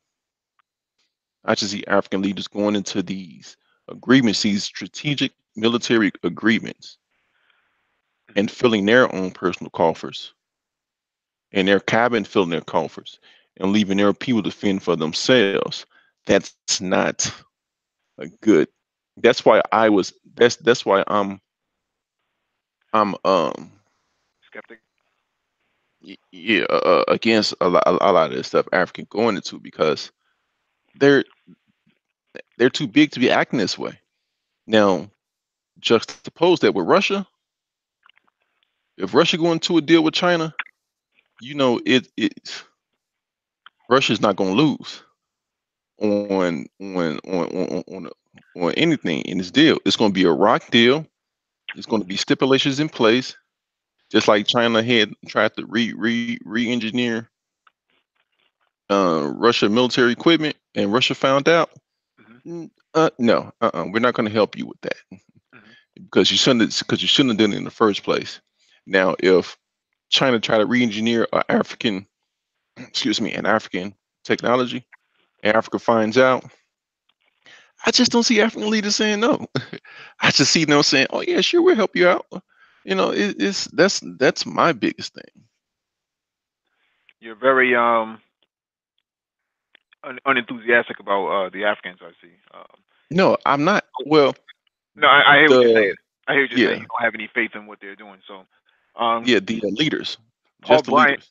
yeah, Paul Bryant says, Mike, I don't think the South and Central American nations have the military hardware and prowess to challenge the U.S. military engine. You're right about that. They don't, partially because they don't need it, right? I mean, you're not at war with the United States, so why do you need all this military hardware? Part of the problem, is that they spent most of their money bringing people out of poverty rather than to spend it on military toys. Like, it's not like the United States. There's no military industrial complex in Latin America. There is no industry behind that. I mean, you have military corporations in Latin America, but they don't thrive on Hmm. building hardware because they're not at war with anybody. Whereas the United States is constantly at war, so there's a constant need to drive Hmm. the military industrial complex. So it's a little different in that regard. Uh, Again, Africa and Latin America are have their own conundrums, and they go. You have to look at it from a different perspective. Now, Nicaragua signed a military agreement with Russia earlier this year, well, last year, 2017, to stop building T-72 and T-90 battle tanks inside Nicaragua, which is going to arm them up and keep land forces from invading. Uh, I don't think anybody wants to go against those T-90 battle tanks. They're pretty battle tested inside Syria. In the first place to be deployed. And the T-72 Terminator, or the Terminator tank, is actually an infantry fighting vehicle that's been deployed in Syria for the first time. So um, that's that's that. They have those land warfare capabilities kind of covered in that regard. I mean, you can only put so many tanks on the ground inside Nicaragua, anyways. Same thing in Venezuela. Um, they've also signed a deal um, for military hardware with Russia and China. From an air perspective, aerospace perspective, they have MiG 31 fighter jets on order, and MiG 31s are multi-role fighter jets that can keep up with F-22 Raptors, if that makes any sense.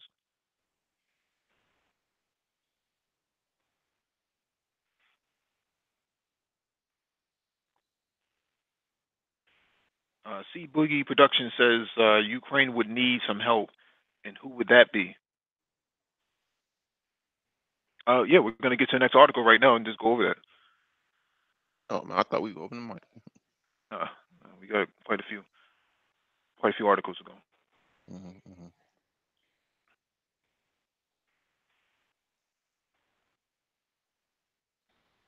Hey, what's going on, Complex Design?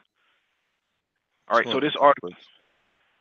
this article is from Press TV. Iran says ready to export fighter jets and training aircraft. So Iran says it's ready to export domestically built fighter jets after showcasing them to potential buyers during an upcoming air show on Kish Island. Brigadier General, I can't even see his name, Bana Tifari, head of Iran Aviation Industries Organization (IAIO), made the announcement on Monday before the air show's opening ceremony. We have already taken necessary steps to export products that we are authorized to sell, he told reporters, noting that Tehran will resume selling trainer jets as well. Iran, u- Iran unveiled its first domestically designed and manufactured fighter jet named Kasal, or Kawasar, during a defense show in Tehran in August. The fourth generation Iranian fighter jet is equipped with advanced avionics and fire control systems that can be used for short aerial support missions. The plane can be manufactured in both single and double cockpit types, the latter of which can be used for advanced pilot training missions in addition to combat capability, according to Fars news agency. Uh, Banatafari said Iran had already reached export agreements with China, Russia, and Indonesia. So this is interesting because I think the picture that you're seeing right now, I think that's a F4, F5 Phantom from the 70s. Look like it's just been remodified. Hmm. Um, what's your take on this, Lionel? Um, oh goodness, I have a mixed take.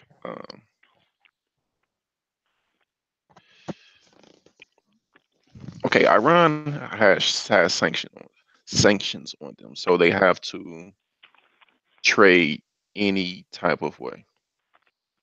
And this, and I want to say that jet looks awesome. You know, it looks absolutely awesome. Um,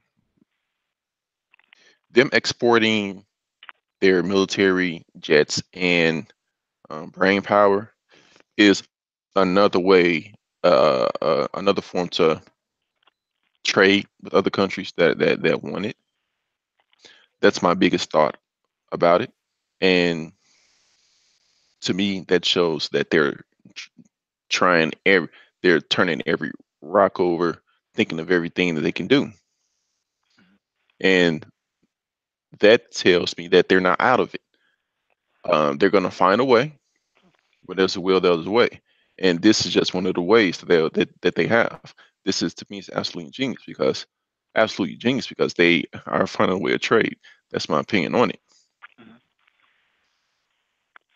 Yeah, they because they're selling it to Russia, they already made agreements with Russia, China, and Indonesia, um, which I find interesting. In Indonesia, that's a wild card. I didn't even think about Indonesia, but they can actually export these jets to Lebanon because they have Hezbollah, um, Syria because they're a military ally, Yemen because the Yemenis need it, and Afghanistan because they have a large presence inside Afghanistan from a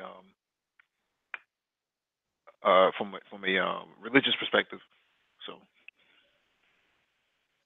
Yeah, they're going to get big money for these jets because the areas that they the countries in which they have good partnership with are those areas are in conflict. They need weapons. So Iran may have a set number of fighter jets, no, and they may not be pumping them out right now. But now, since they could be shipping these jets to tour these war torn areas, they're going to be making and pumping these jets out, and then they're going to modify them. Then they're going to upgrade them. They're going to start making something else. So that'll be their trade. That'll These jets they can charge millions of dollars for. yeah, So yeah, a jet usually goes for a couple $1 million anyways, at least of this caliber. I think the cheapest jet I've seen, like a MiG 23. I think a MiG 21 was something like $4 million, which is relatively cheap compared to like the F-35, right?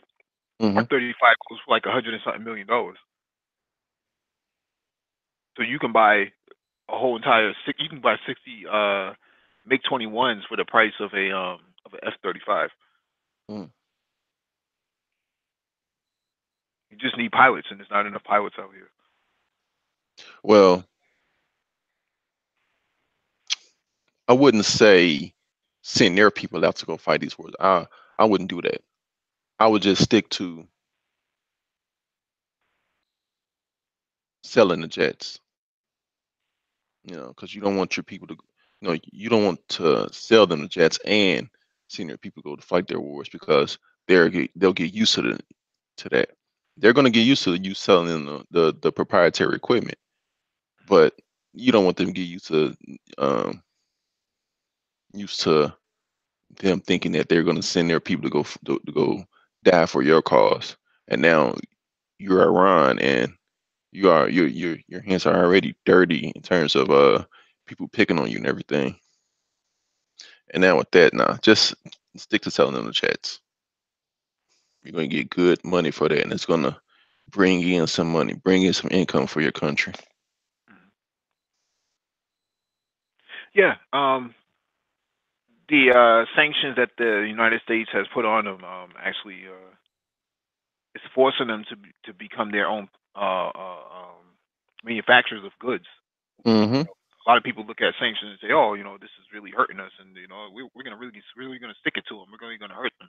You're only hurting them financially, but you're also forcing them to manufacture their own goods. Like Cuba, Cuba is a biomedical has a biomedical industrial complex now because they pumped out all these doctors and all these nurses and scientists Mm-hmm. to create medicine. Same thing in Iran. Iran, with the sanctions, forced them to create nuclear scientists, electrical engineers, computer engineers. So, um, same thing in North Korea. The sanctions forced them to focus on rocket development and nuclear development for their country. Mm-hmm. Mm-hmm. For a country being forced to make their own goods is a great thing, Hmm. because now they're being forced to stand up on their own 2 feet Hmm. and not depend on any, on powerhouse countries. Now, why do you now? Let's put it in an African American perspective. Why do you think that African Americans who've been shut out from jobs and other opportunities, why aren't they creating more stuff today? Now, I would say not all African Americans. Oh boy, man, what I sound like when I say that. There's a very minority. Just use YouTube as a microcosm. You have all these black YouTubers doing God knows what, but a small percentage of us are actually doing work. Now, take that to the 45 million African Americans in this country. Only, let's say, 2 million at the most are actually doing work, but they're spread out amongst the country. So you don't need the whole 45 million to make change. You only need a few. But I don't want to get into the oh, we need to do this. We see this why nobody respects us. I mean, fuck that. Just a little bit more of us need to start doing work and getting it out there that we're doing work, and getting it out there that this is what black people do. We do IT. This is what black people do. We do trade, and that'll start to rub off on people. Mhm. We just need a little bit more. The IT summit we're having, that's an excellent thing, because it'll get in minds of black people, especially black men, that okay, black people do IT. It's okay, it's okay if you want to do IT. You don't have to hide that. So with us, we are our own people shame us for striving for excellence, but I don't think that happens in these countries. If you're not striving for, if you're in these countries, these other countries, if you're not striving for excellence, then you just taking up space. Mhm. So we doing the opposite here. All right. And I What's going apologize on, for Joe cursing. Bola? Yeah. What's going on, so? Everything's good, gentlemen. Regarding this topic, I'll say the reason why black people in America are not really interested in striving is, I guess it's a culture of just there's no culture of shame. So my family's Haitian, and in the Haitian community, like Haitian parents are on your ass. Like they tell you day one, okay, you're either gonna be a doctor, you're gonna be a lawyer, you're gonna be an engineer, and they go hard on you. I think with black people in America, there's not that sense of like shaming or Hmm. or or or a community that can strive for success. And we have to also talk about that the community is basically, I wouldn't say total chaos. There's just so much disorganization. Everyone wants to do their own thing. Everyone wants to be their own chief. No one wants to be an Indian. So I guess that's the reason why. But like you said, Lionel, like that there is black people out there who are doing work, and that's the reason why this channel is important because it brings us all together. Like it brings us all. It gives us a forum where we can get together and just talk about this because there's probably some successful black people out there who feel like they're by themselves. Hmm. Like before I found out about this channel, I thought finding black people who were interested in geopolitics was rare, and the ones that were, they didn't really tell the real truth. You know, so Now, may I when ask you the question?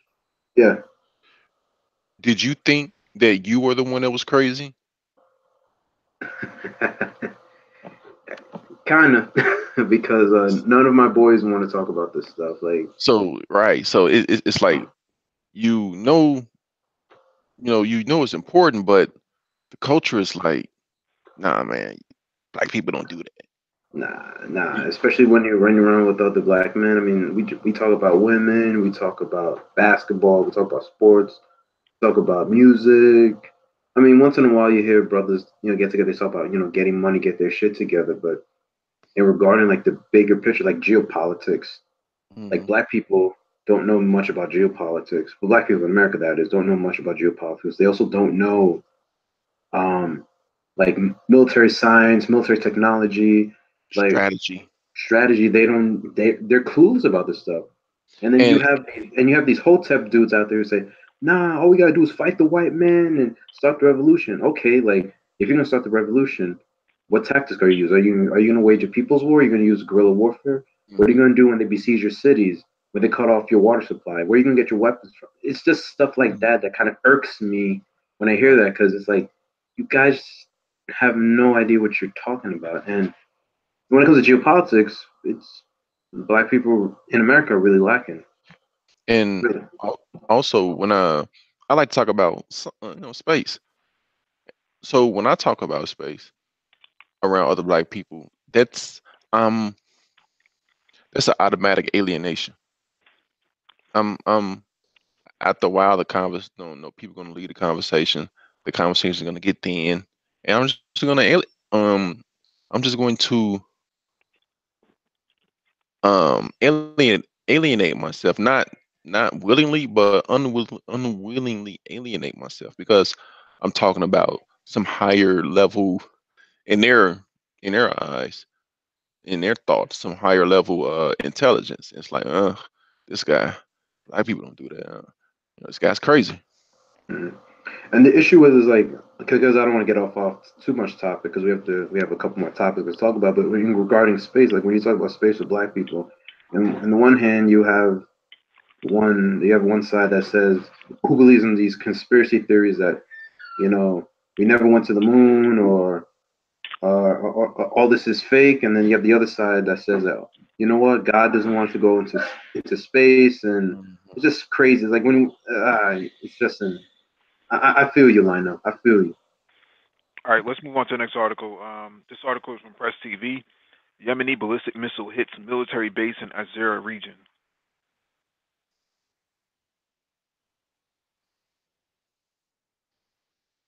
Now the Azera region, that's Saudi Arabia, right? Hmm. The north. Okay. This little I can't. Well, it is a war, but it's more of a tit for tat war has been going on, and I agree with you, Mike. If Yemen hit um that oil, that huge oil, that Saudi Aramco, Hmm. it's a wrap because much of Saudi Arabia is on the map. Saudi Arabia is absolutely huge.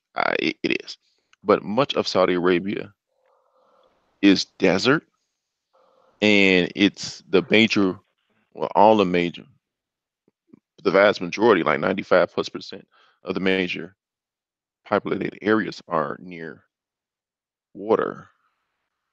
So the country gets smaller.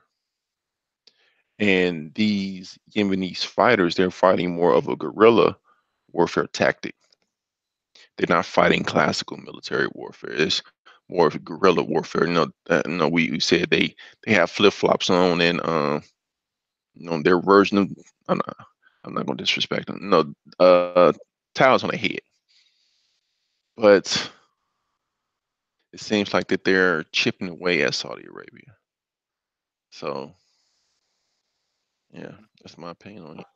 Well, I was gonna actually I just let the video play. I was actually gonna read the Oh, my apologies, yeah, Yemenis army forces, supported by allied fighters from popular committees, have hit a military base in Saudi Arabia's Azera region with a domestically manufactured high precision ballistic missile in retaliation for the regime's campaign of military aggression against the impoverished nation. The report says.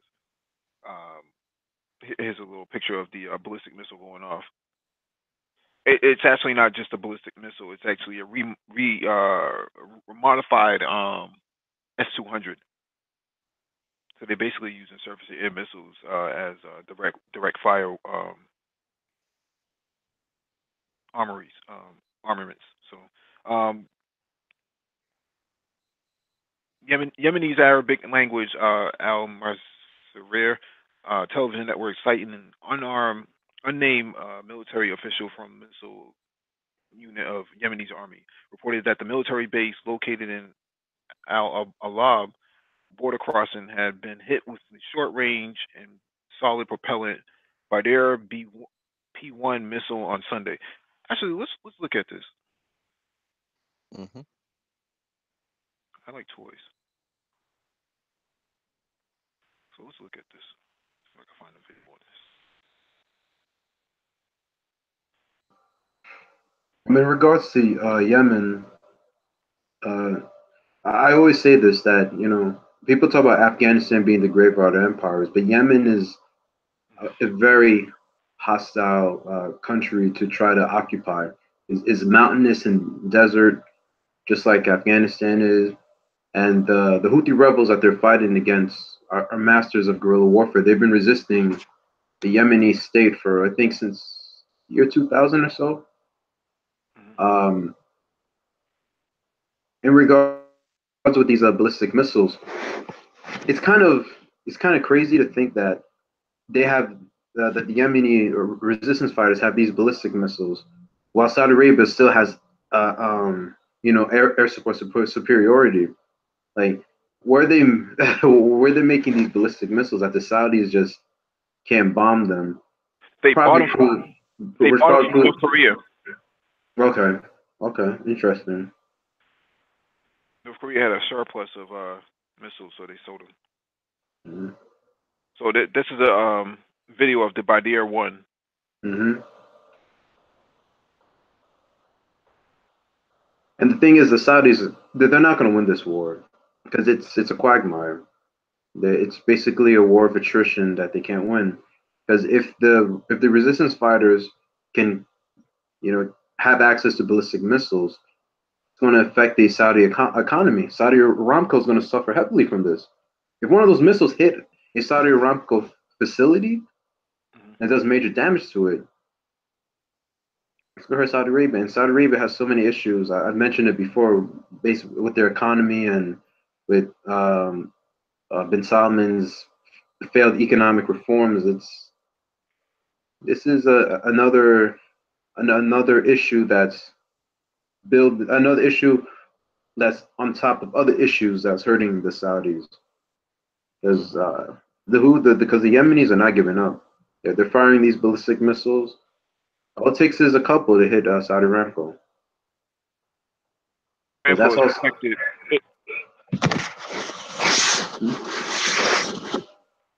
What was that? There's a lot of feedback. Saudi Aramco is actually protected by Patriot missile battery, so they're well defended from a defense standpoint. But they can only go so long, right? I mean, the whole purpose of these weapons are not to be offensive, but to be defensive, and they're using it for offensive purposes, and that's really weighing down on them. You don't have the human resources to actually hold territory in Yemen, anyways. So it does. The war is all for naught. Mm-hmm.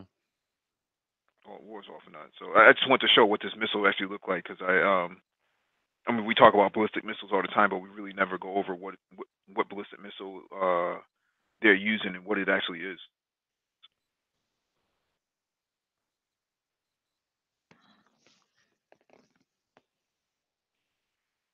All right, let's move on to the next article.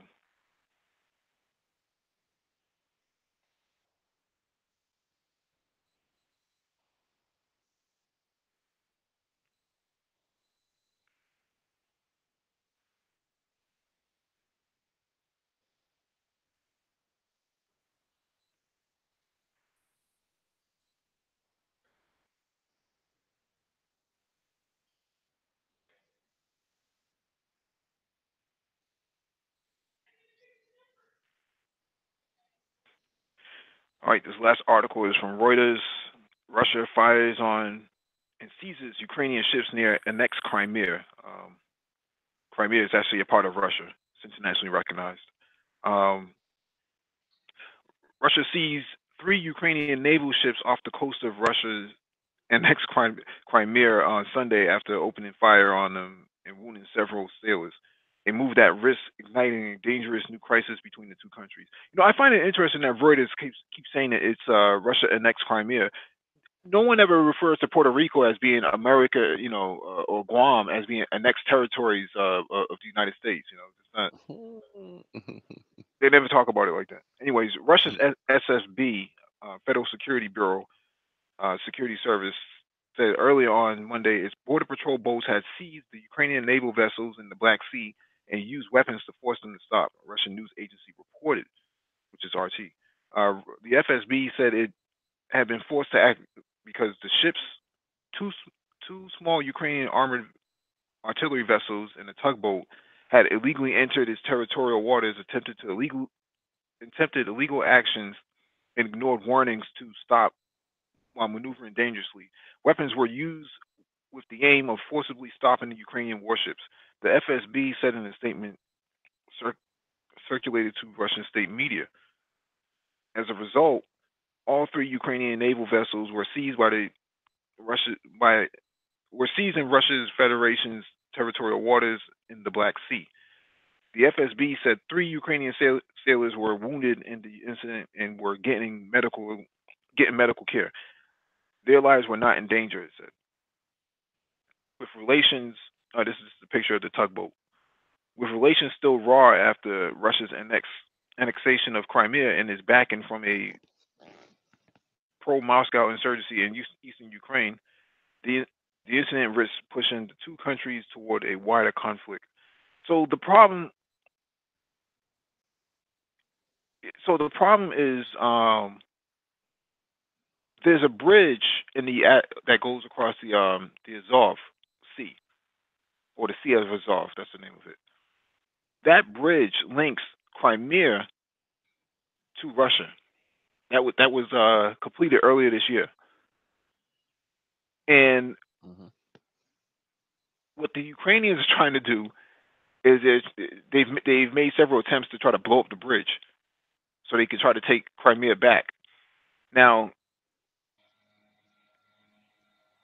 that water that they're in is only 20 feet deep. It's not that deep.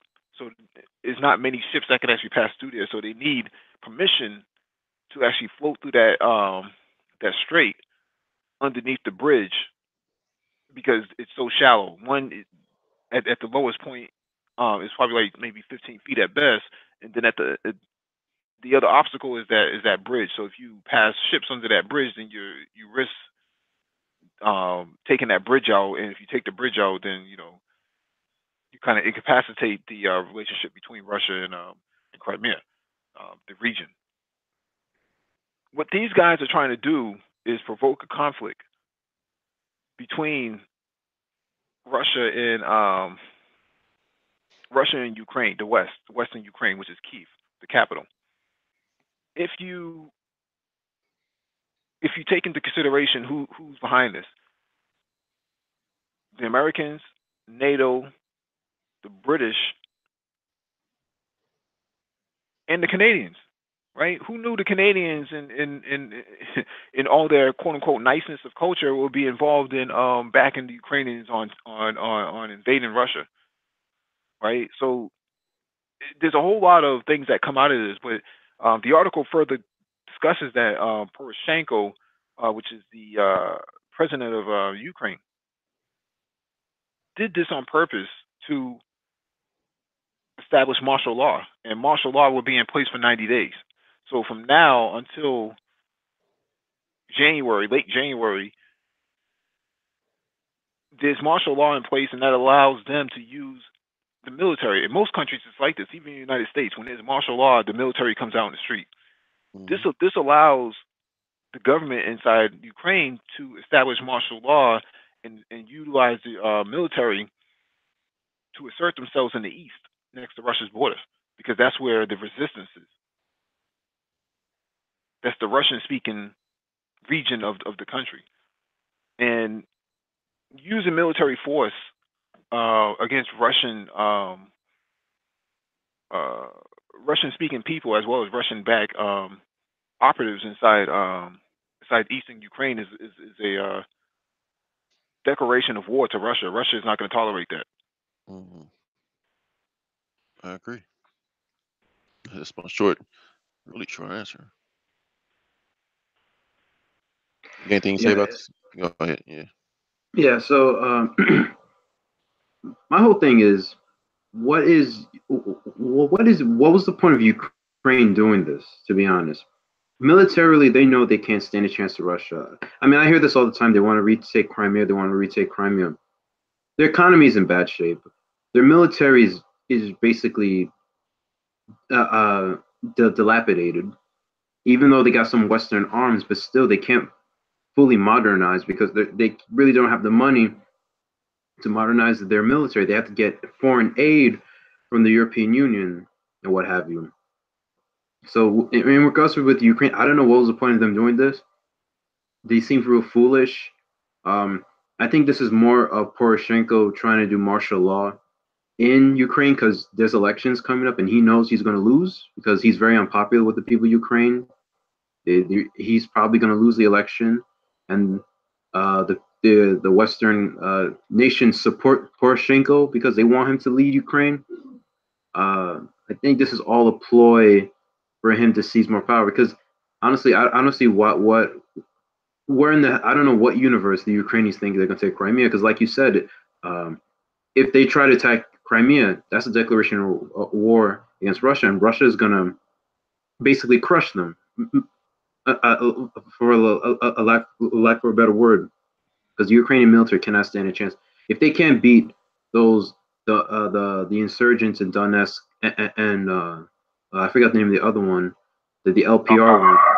Yeah, if they can't even beat those militarily, and they're fighting, and it's not a guerrilla war they're fighting against with those two republics. It's a classical conventional warfare, and they can't even beat them. So against Russia, Russia will wipe the floor with them, take the rest of eastern Ukraine.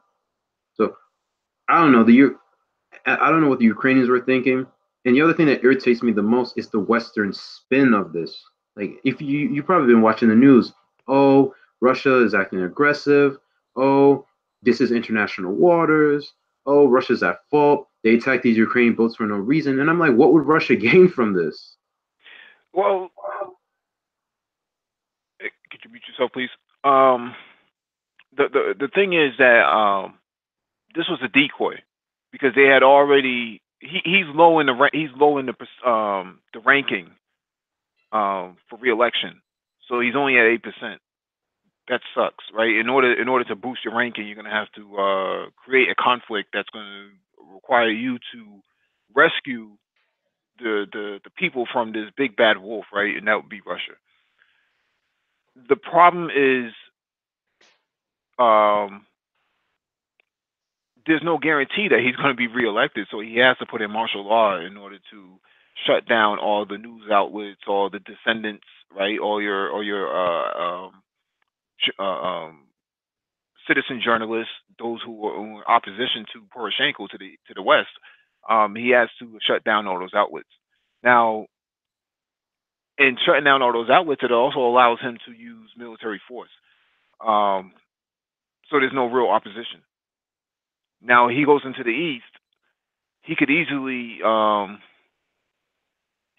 pound on the eastern region if he wants to. Not to say that the separatists in the Donbass and the Donetsk um, are slouches. What I'm saying is this gives him justification for using it. So now he gets support from the European Union, like he did today, as well as the Atlantic Council that basically says, well, you should send NATO warships into the Sea of Azov and go reclaim back those those little vessels. That's you're talking about full scale warfare now, because if you can't, I don't know how much NATO has in terms of sea lift capabilities to get through that strait, because it's only 20 feet deep, and you can't send a frigate or a destroyer in there. It won't even fit. It'll get stuck. So you would need some advanced vessels to actually get in there, because it's too shallow. It's too risky.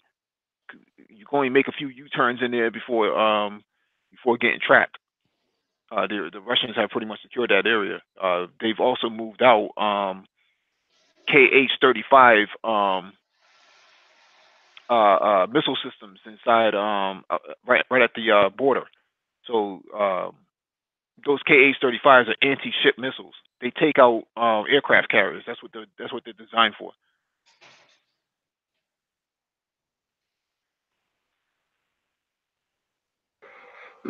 Yeah, that's very interesting. And plus, in regarding with Poroshenko, I think I read somewhere that not all of Ukraine is under martial law, but the eastern provinces are, which I guess they'll probably cancel elections on those provinces because he was probably not gonna get the votes there, and essentially just, I guess, count the votes in Western Ukraine, which would uh, basically be him stealing the election. And in regards to the whole Ukraine thing, I mean, people can say they want about Putin, but Putin basically got what he wanted in Ukraine. Like he basically checkmated the West because he took Crimea. He basically supported an Eastern insurgency in Eastern Ukraine that basically negates Ukraine from ever joining NATO. Despite what all these people in the Atlantic say and what all the NATO spokesmen and spokeswomen will say, NATO doesn't have the ball. NATO's not going to come to the aid of Ukraine in the event of war between Russia and Ukraine. They probably will support Ukraine with arms, and that's about it. And when you look at it, and when you look at it for Putin, he's just chilling right now because he got what he wanted. And if the Ukrainians act up, if they try to take Crimea, his military will steam through eastern Ukraine. If Poroshenko wants to go pound on the eastern provinces, I mean he can try, but Russia will still provide them with arms and weapons and with manpower to keep the war going. It's basically Putin's genius that we're seeing right here on how he's waging hybrid warfare against Ukraine, because the Ukrainians are stuck in a cycle. Because the longer this conflict goes on, the longer their economy is going to suffer. They're never going to get better, and the longer this happens, in the long run, Ukraine's going to become an economic basket case. In the end, Putin was smart and he won. Well, they also the United States has actually given in the last couple of months. I think in August they gave the Ukraine some Coast Guard cutter vessels. So the same not the same warships, but the same Coast Guard cutter that you see that the United States Coast Guard uses.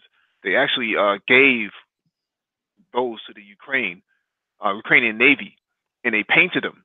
So they added weapons to them, which is something that the United States Coast Guard doesn't have. The United States Coast Guard has like what is it, like a 30 millimeter cannon on the front of them, but they took those off and they put bigger guns on them, and they gave them to the Ukrainian Navy. This is recently, so you have to also keep into consideration that there was a Ukrainian United States meeting on November 16th. which was about 10 days ago, less than 10 days ago in Washington. So they have been discussing these type of things for quite some time about what maneuvers they were going to do. Poroshenko is just basically a puppet. He does whatever the United States tells him to do. He's a shine for the most part. Now, what this enables Ukraine to do is to request more assistance. So now you see that German politicians are now this morning talking about sending aid to the Ukraine, and you also have Canadians talking about, yeah, well, good eye, mate. We'll send some aid to you too. That type of deal. What are you going to do? Send horses and mounties? I don't know. I mean, you have to look at it this way. Canada is basically America's bitch. Has been. I mean, I know Canadians would like to talk about that. Oh, we beat America's ass. What? Nah. Yes, that's true and historically, but right now you follow whatever the United States does in regarding to Ukraine, and I don't know what aid they can send. Probably they probably can send like small arms, probably to the Ukrainian military. But all this aid that they're sending to Ukraine is not going to be effective against a full-fledged Russian invasion. It's not really gonna. It's not gonna really do anything. It's not Well, gonna help them try. It's not gonna help them try to take Crimea. They don't have the capabilities for it. I mean, for me, it's when you look at it militarily, Russia overwhelmingly can crush Ukraine, no matter what aid they can send to the Ukrainian government. I mean, that's the way I see it. I don't know. yeah, yeah. Putin already said earlier this year if he wanted to take Ukraine, he would take it in 2 weeks. He said all of it. So what I'm saying here is that Israel is actually supplying most of the heavy weapons to the Ukraine. And I think we covered this maybe a week or so ago, or maybe on the last Geopolitics hangout, that you have these Nazis, Ukrainian Nazis, joining the military, joining the National Guard, the Ukrainian National Guard, and actually traveling back and forth between the United States and Ukraine, and training some of these white nationalists here in the United States as well. Could see a whole new contingent of fighters who hate the Russians because they're racist, and they can't wait to go in there and show the communists. We're gonna show these commies, what to do. When you're face to face with a pale skin, which I find to be very interesting. And another interesting thing too is not everyone's talking about when they talk about these neo Nazis. I don't know if it's still the case right now because I haven't followed the conflict in a while. I know that these neo Nazis groups have their own like private militias, like the Azov Battalion and the other ones. I don't know if they got integrated to the Ukrainian National Guard, but there's a rising neo-Nazi fascism that's growing in Ukraine, and that's kind of worrying the West because what would happen in a scenario a neo-Nazi government takes over Ukraine, and these neo-Nazis are not rational. They think that they can take Crimea.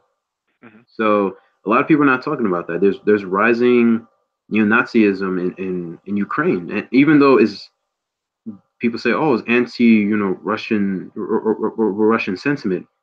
Yeah, it is. But these neo-Nazis are growing in strength. They're growing in popularity.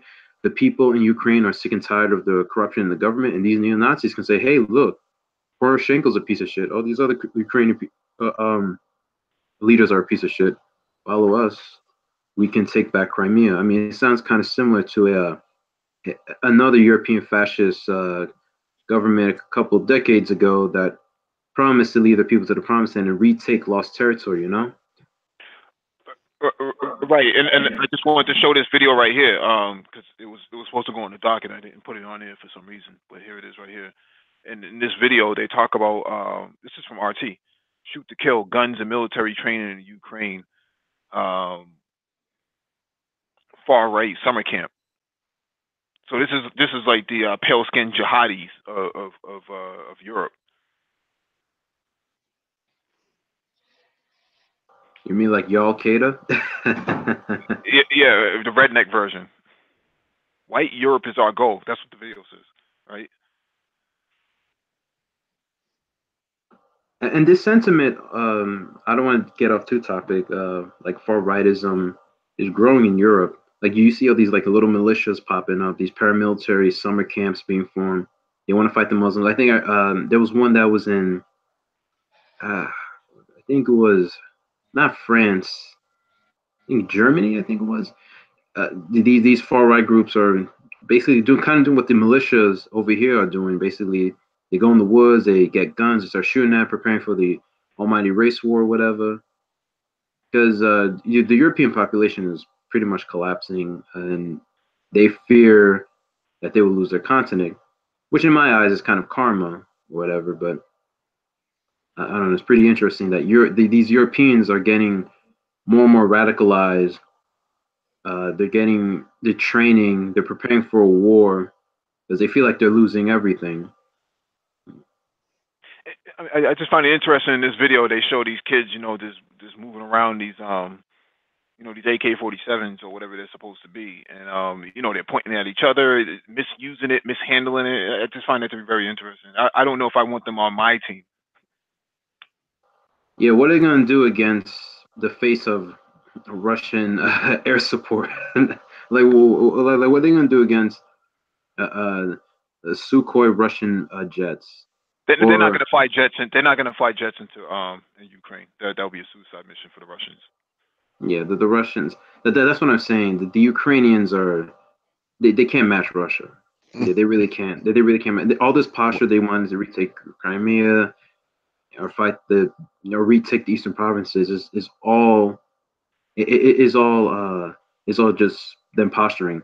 And like what the Amnesty International is saying, that the country is descending into chaos with these far right groups, is they're growing in popularity. That's the thing. Mm-hmm. They're growing for popularity. That's the thing. Also, Azov Battalion, yeah, I've heard of them. They are very, very radicalized, and they hold a lot of power in Ukraine. So a lot of people are not talking about this. That's why I say don't be surprised in 5 to 10 years if Ukraine elects a far right government. It will happen. It will happen.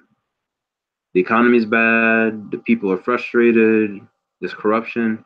I mean, that's fertile ground for a far right government to take power in Ukraine.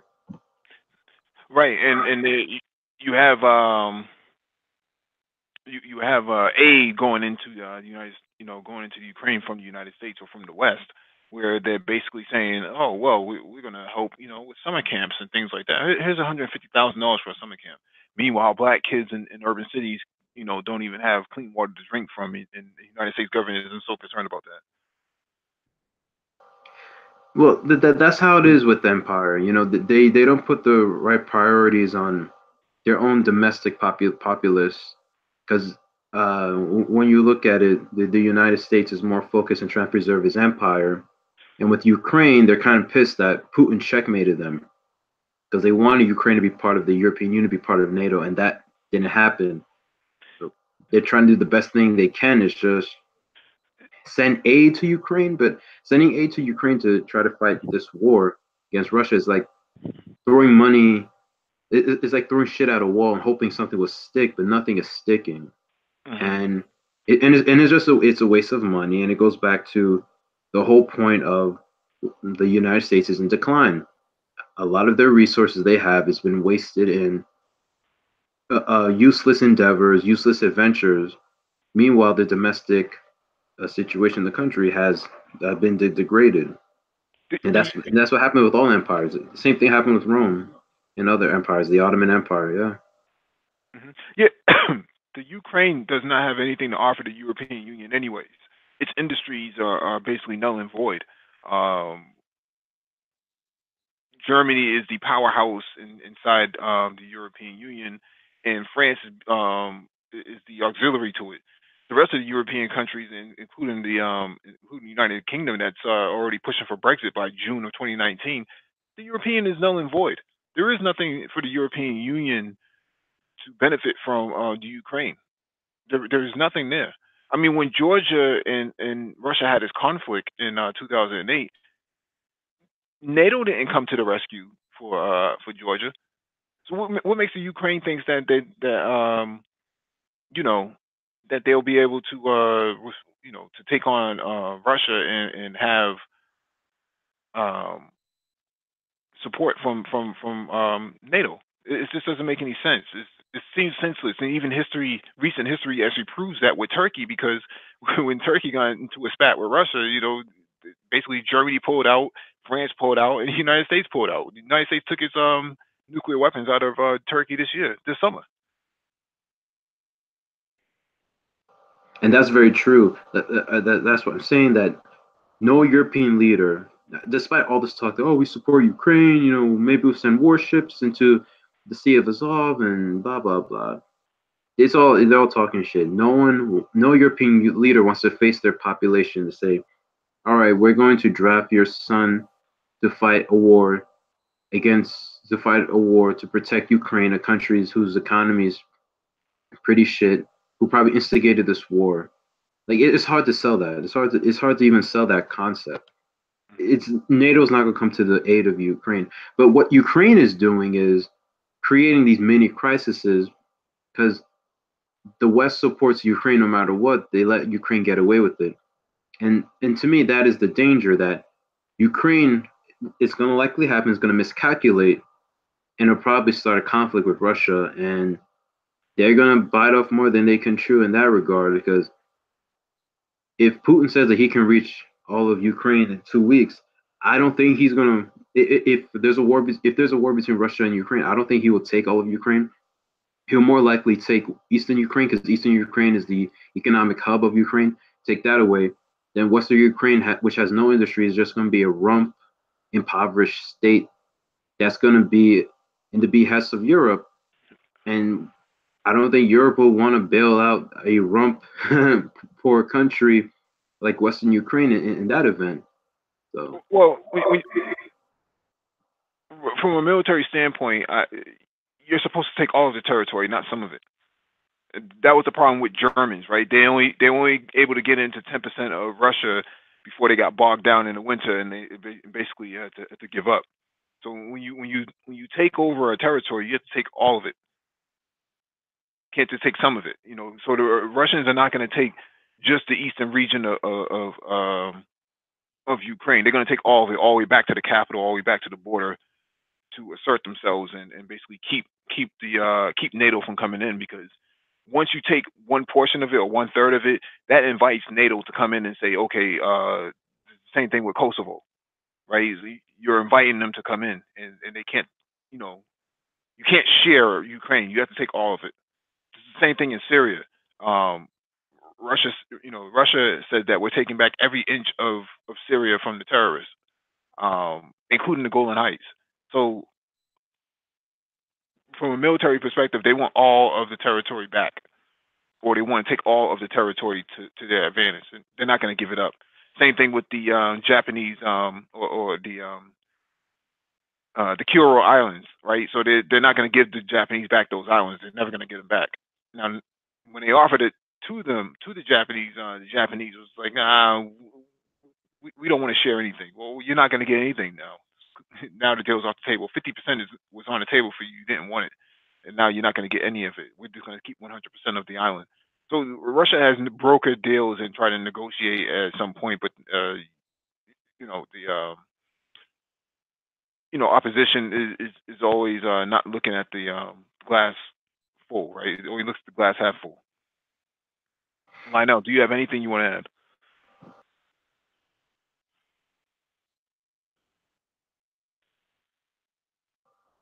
Lionel Jackson. No. I got to mute up though. Oh, okay. Yeah, in regards with that, the reason why I said that I don't think Russia would take all Ukraine, because Eastern Ukraine has Russian speakers and they probably support Russia, but Western Ukraine is hostile to Russia. The thing is, if Russia were to take the rest of Western Ukraine, there's going to be resistance because the Western Ukrainians hate Russia. Like, they despise them right now, and with all this propaganda and with all this, I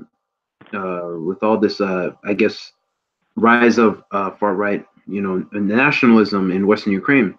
Wouldn't that, if to occupy a country the size of Ukraine would take a lot of troops, but No, wouldn't there be the but wouldn't it be the threat of Western countries supporting a Ukrainian insurgency?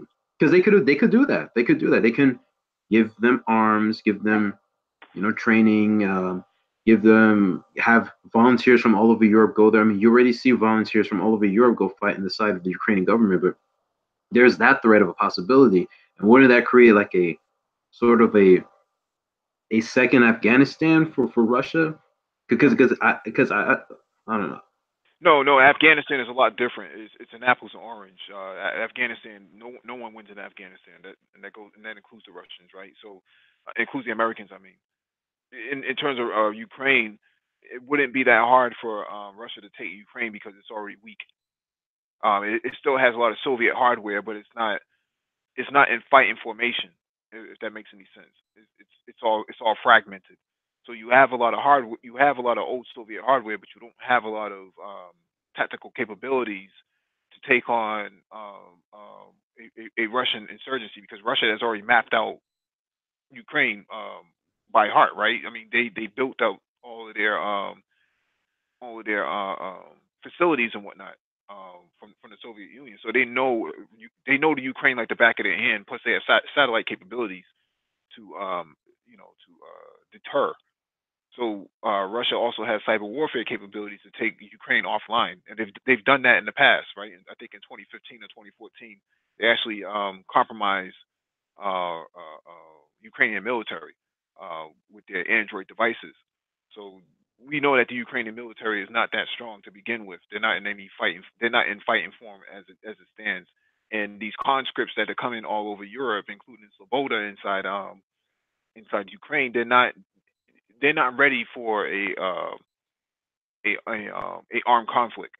Those T-14 battle tanks, T-90 battle tanks coming into Ukraine would pretty much take it in a few hours because they have Belarus, which is a Russian ally at the top of Ukraine. They're only an hour away.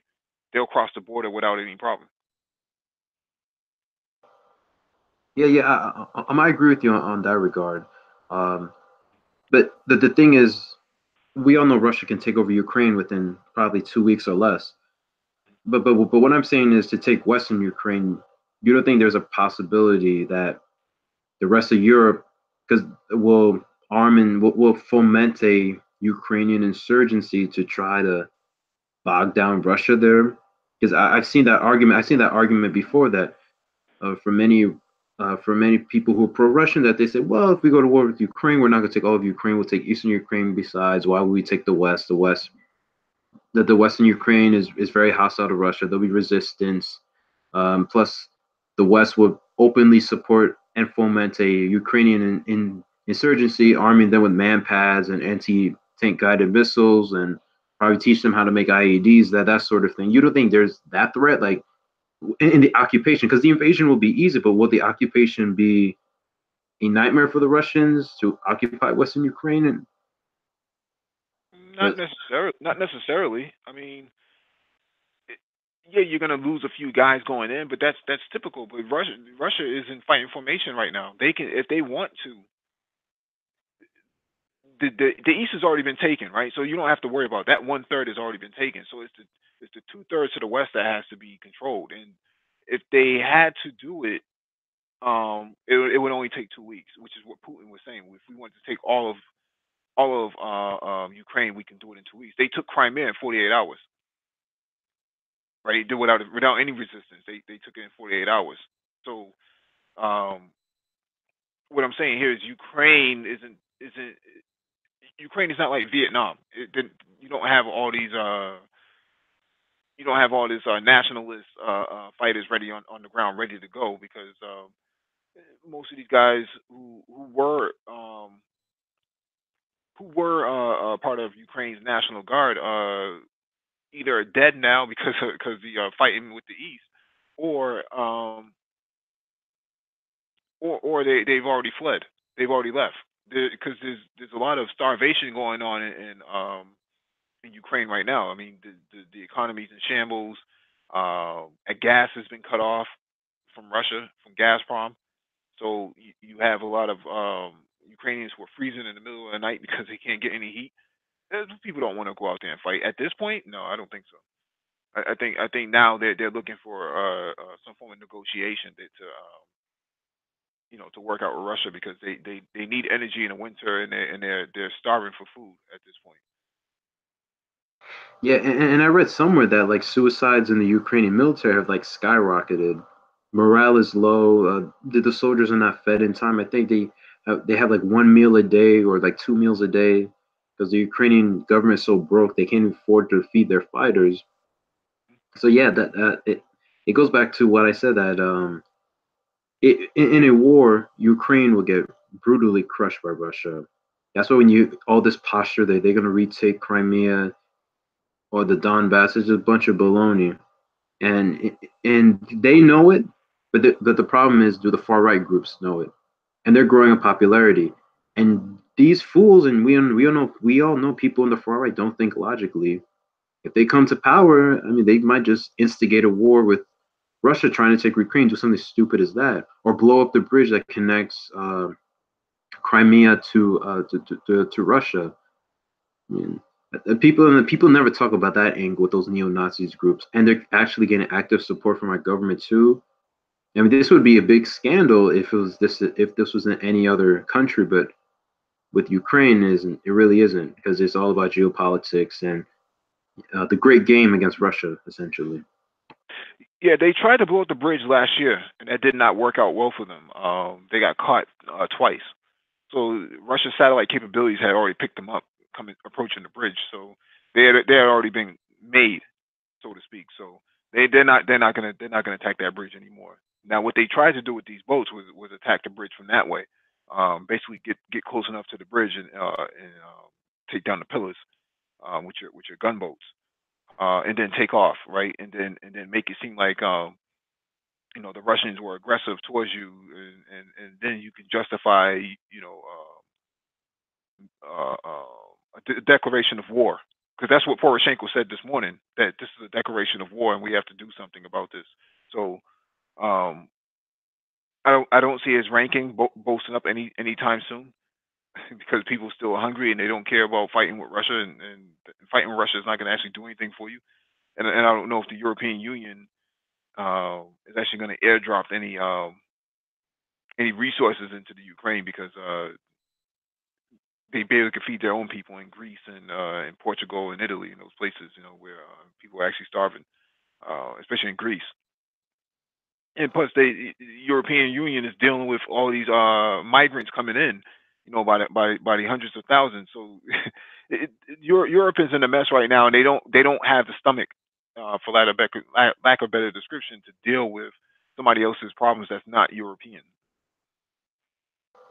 And that's an excellent point. And speaking of Europe, people have to remember the biggest crisis that's probably coming is the Italian debt crisis, which is I think you probably been following it closely. I mean, if Italy goes the way of Greece, man, the European government, the ECB doesn't even have enough cash, enough money to bail out the Italian banks, let alone the Italian government with all the debt that they have. And if Italy goes down, I think Italy's the fourth largest economy in the EU. The European Union is done. So they're worried about too many things. They're worried about trying to maintain the European Union, the Brexit, the Brexit negotiations, trying to keep the Iran deal alive, and then there's the refugee crisis, and then also they're trying to stop the rise of populist groups. So the Europeans have a lot on their plate, and they don't want a war with Russia, which all they can do is probably send some arms to Ukraine, little small arms here and there, but it, Yeah, they don't have a stomach to actually deal with Ukraine. It's not in their best interest. It's not. If anything, Poland is really the guys who are shaking in their boots, because they're the ones that have to deal with if there is a conflict with Russia between NATO and Russia, they have to deal with Russia head on. The, France and Germany and The rest of the European countries to the west are miles away from any sort of conflict, so they're going to be the first ones to take the brunt of the impact, and they're kind of left to their own devices in the east, in Eastern Europe. So uh, I don't think Italy is going to leave. Italy can't leave at this point, unless France leaves. France would have to leave because Brexit is let's see what 7 months away. So even that's a pain in the balls too, because they're holding the United Kingdom by the by the nutsack, financially speaking. They're making them pay 80 billion pounds to leave. So either you leave, either you stay within the union or in the European Union, or you pay a exit toll, and that's not something that the United Kingdom wants to pay. They'll probably just tell the EU to go screw, and we're not paying you nothing. And then the EU will put more sanctions on, will put some form of sanctions on the United Kingdom, and this will probably be the breakup of the United Kingdom because Ireland doesn't want to pay any tariffs into Europe or pay higher costs for European goods like BMWs and Mercedes and things like that. They don't want to pay that, and neither does Scotland. So Scotland wants to be a part of the EU. The British don't want to be, and Ireland is saying we don't want anything to do with the United Kingdom. So they have their own mess that they have to deal with too. Yeah. I mean, isn't it kind of like poetic justice that you see the great United Kingdom, which has done numerous crimes in Russia, I mean, in not Russia, in Africa, Mhm. finally probably falling on their knees, breaking up. I mean, that's great poetic justice. But in regards with Italy, I don't mean like Italy probably will have a referendum to leave the European Union. I mean, if the debt crisis worsens, like if it looks like those Italian banks are basically collapsing, if there's a bank panic in Italy, bank starts collapsing in Italy, or Italian government debt starts maturing and they need a bailout because they're basically broke. Well, the ECB doesn't even have enough money to bail out Italy. So if Italy were to collapse, what I'm saying is like if Italy were to economically collapse, that would bring down the European Union because they're the fourth largest economy. Their debt issue is ridiculous. You probably read this more than I have, but just reading some of the basic stuff on it, it's really the Italians are really in bad shape economically. They are, and I think that could bring down the European Union because if Greece was a problem, Italy is probably 100 times worse. Well, then you're forgetting about Portugal and Spain. They're also solvent too. Yep, Spain too is another big one. Spain and Portugal. So you have this debt crisis which never really got resolved. The only the issue with the debt crisis, they basically kicked the can down the road and probably hopefully delay the inevitable, and that's what they're worried, and that's what they are, pushing down the line because they think, oh well, maybe some future administration or future European Union Parliament will deal with it, but that day is coming right now because these European countries never really recovered from 2008, and if Italy goes and Spain goes and Portugal goes, and you have this contagion that hits French banks, German banks, especially Deutsche Bank. Deutsche Bank's fucked. The European Union will be done. I personally believe the European Union is not gonna last in 10 years. I don't It, think so. I don't think so. it'll be reformed into something else, because the money that is going to Greece to pay off the debts goes to the hands of the parliament, or I shouldn't say the parliament, but the fiduciaries to pay off their debts. So once they get the money's in their hands for less than a few minutes before it goes off to pay the debts of Greece. So the banks get the money and then they pay off the debtors. But that's a money pit because you keep putting money into it, but at the same time, the people on the ground are not seeing the money. And the last time they tried this, I think a year or so ago, they basically shut down the ATMs so people couldn't take their money out, which caused chaos. But now they see the impact of not being able to pay their bills and having this endless amounts of debt, and they may end up having the only way to alleviate themselves from the debt is to leave the European Union and go back to their own to the drachma, which is their own currency, right? So if they have their own currency, then they can compete. The problem with the European Union is that there's only one currency, which is the euro, and that doesn't allow for proper competition of manufacturing of goods and mercantile, the mercantile industries that they have. Yeah, Italy makes a lot of Lamborghinis and Ferraris, but they're selling it for the same, for all the same euro. So how do you compete, from a market standpoint if everything's the same price? Yeah, and that was me and Ashley. Like, where do you see this end game with Italy going? I know we're getting off topic, but to me, this is the biggest thing: is this debt crisis is approaching. I mean, you see the new far right government in Italy saying that we're going to raise our deficits up to 2.4%. The European Union is like, hell no. Like, he's like, if you niggas try to do that, you niggas gonna go broke, and we don't have the bread to bail you out. And the Italian far right government is like, we don't care. And I'm just saying, like, where do you see this end game? Because I feel like I see the debt crisis with Italy is approaching. Like, we're reaching a breaking point, and when that breaking point comes, everything could come tumbling down because that contagion, man, that contagion is real, especially with those Italian banks. And if Italy goes under, then you have the French banks, and Deutsche Bank. It has a lot of exposure to Italy. You, I mean, Italy could probably be the Lehman of a new financial crisis. So I was wondering, where do you see this going? Do you see that maybe the European Union, the ECB, would just bail out Italy, probably do another quantitative easing, or you think it's just Italy would just go down asunder? Well, what they're going to do is they're going to try to privatize Italy like they did to Greece and try to pick off a lot of their resources. The only problem with Italy is that Rome is the capital, right? So you're dealing with the cathedral, the Catholic Church at this point, and they're not the same as the Greeks. They don't tolerate being pushed around. So you could see Italy. You could see Italy start to create their own. I've seen rumors about creating their own cryptocurrency as well. To get around. Create a dual currency, basically a euro versus their own domestic currency for export issues, export goods. May require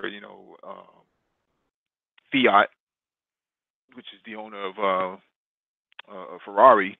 They may end up diversifying their portfolio, making more tractors, making more lawnmowers and things, more agricultural goods and things like that, and selling it off to Africa because they've been the spearheads of Libya's dialogue. Just I think this week or last week, they held a conference in Italy for Libya, and they have a lot of interest in Libyan oil. So there's a whole lot of interest for these poor countries, the pigs, which is Portugal, Italy, Greece, and Spain, to start getting out of the European Union and start being more expansive in other areas. Now, China has been back and forth between Greece, Italy, and Spain, just this last 90 days or so, about doing business there and bailing out these the pigs, Portugal, Italy, Greece, and Spain, and they've bought not a naval port, but a shipping port from Greece. They bought military hardware from Greece. Some of the military hardware that Greece couldn't afford to hold on to, they basically sold it to the Chinese. So you're starting to see Greece get picked apart, just like Greece was the first one to get picked apart, but other countries are going to start getting picked apart too, and that's what they're trying to prevent is the privatization of the institutions. Because what the problem with Greece is that Their electric company has been privatized, so somebody bought it. So now it's no longer state run. And then you have your water companies and your sewage companies, your sewage company and uh, taxes on roads now. So the roads that have been rebuilt have taxes on them through tolls. They basically picked apart Greece like a vulture, picks apart a carcass on the side of the road. So uh, Italy's trying to prevent going down that same path, but Spain is almost close to going to that same path themselves. That's why you see them trying to talk to the Cubans, trying to talk to Latin America, and trying to broker better deals, better peace deals. Yeah, wow, that's real interesting. So I guess that makes sense that the Italians want to have closer economic ties with Libya because Libya is sitting on a whole bunch of oil. That's why lately, if you notice in regards to Libya, it's funny you have like Saudi Arabia, Russia, the European Union, and the United States. They're all on the same side that they support that General Haftar, I think his name is. Because not everybody does. Not everybody does. oh, because those countries they see like, well, Libya needs a strong man again. Getting rid of Gaddafi was a mistake, so let's put another strong man in. But Libya has like three functioning government has three governments there, and also Al Qaeda and ISIS there. So uh, I think only I think Qatar doesn't support him though, if I'm correct. Well, they don't support Haftar because he's against the Muslim Brotherhood. The Muslim Brotherhood is supported by Qatar and Turkey. Turkey has vested interest inside Libya as well, but they didn't show up to the forum. So they didn't show up to the Italian forum last week on Libya. So Turkey is a no go. Qatar's not showing up. The UAE has shown up because the UAE has assets inside Libya that they're trying to control. Um, the United States isn't showing up for it. So Italy's holding this forum, but people aren't really showing up. Russia doesn't want anything to do with it. They kind of, they sent Dmitry Medvedev to the prime minister of Russia to attend that meeting, but it's because of Dmitry that this whole thing even really happened because he didn't assert himself at the Security Council when they were talking about Gaddafi. So Libya is a hot potato that Italy is trying to hold on to without any mittens, and Russia, China, and Turkey have mittens that they're like, well, we're not going to let you borrow ours, and we're not going to show up for it. So no one's really supporting Italy on this whole entire agenda, and Egypt has vested interest in this, but even Egypt is like, I think I'll pass on this one. So you could potentially see Libya break up into three different countries. Yeah, and that would be pretty much a tragedy when you think about it. And it's funny, Gaddafi's son. I remember when the protest first started.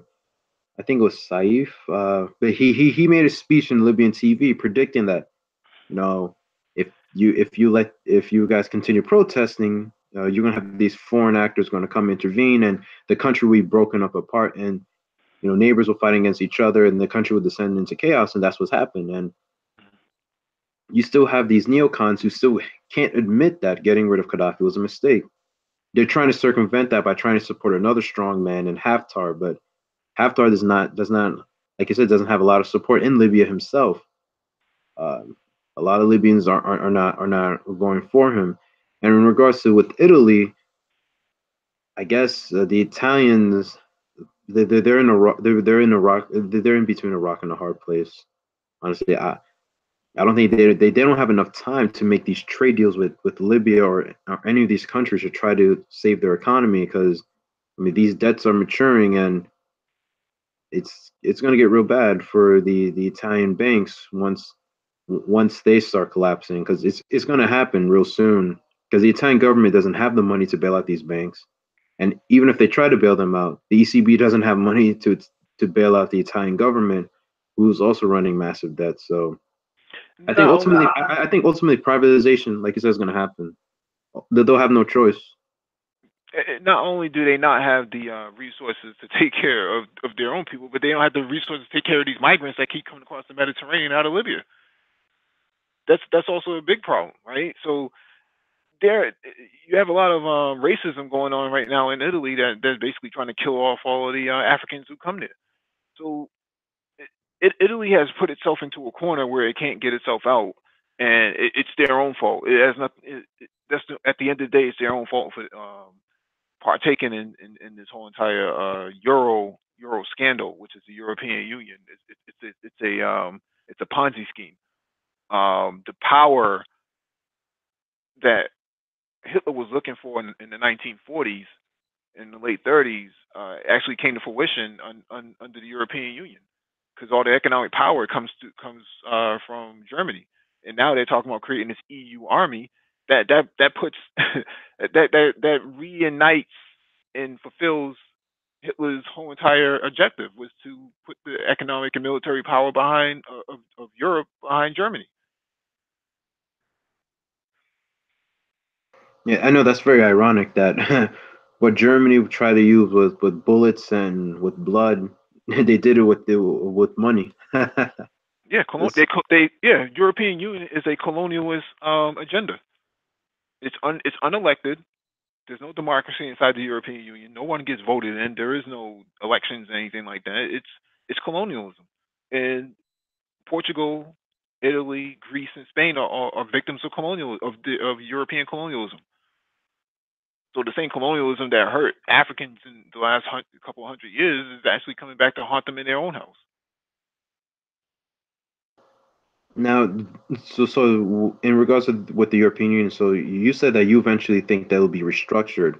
I think another issue is with France. I mean, France has outstanding debt too. They have a lot of problems themselves. I mean, Macron is trying to cut French pensions and that sort of thing, but he's become so unpopular in France. I think he has like an 8%, 8%. He has like 8% support or something like that.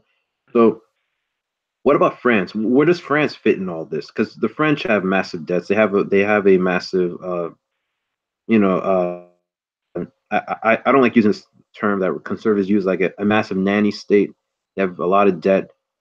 They really aren't economically competitive as Germany. So where do they fit in all this? Are they just going to be Germany's like sidekick, or will they also go down a similar debt crisis themselves? Because they have a lot of debt themselves.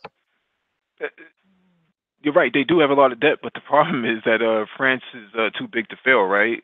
If they get out, then they're like a big piece inside Jenga. If you pull them out, the whole entire stack falls too. And Germany doesn't want all that weight coming crashing down on top of it. So a Frexit may be possible in 10 years, but not tomorrow, or not in 2019, and not in 2020. At least not under Macron. Now, what's happening now with Macron, and we covered this earlier in the docket, beginning of the hangout, was France is changing their laws to allow restitution to African states that have their artifacts stolen by the French inside French museums. These are billions of dollars worth of artifacts, and if those artifacts go back to Africa, back to African states, for restitution, then you may see French museums collapse, which will hurt their economy big time. Maybe 5 to 10% of their economy comes from tourism of these artifacts. So Africa is actually taking a stronger role against the French economy by, if they can't get their money from being siphoned out through these French banks in these francophone areas in Africa, then what they'll do is they'll take back their artifacts from the French, and collapse their government that way.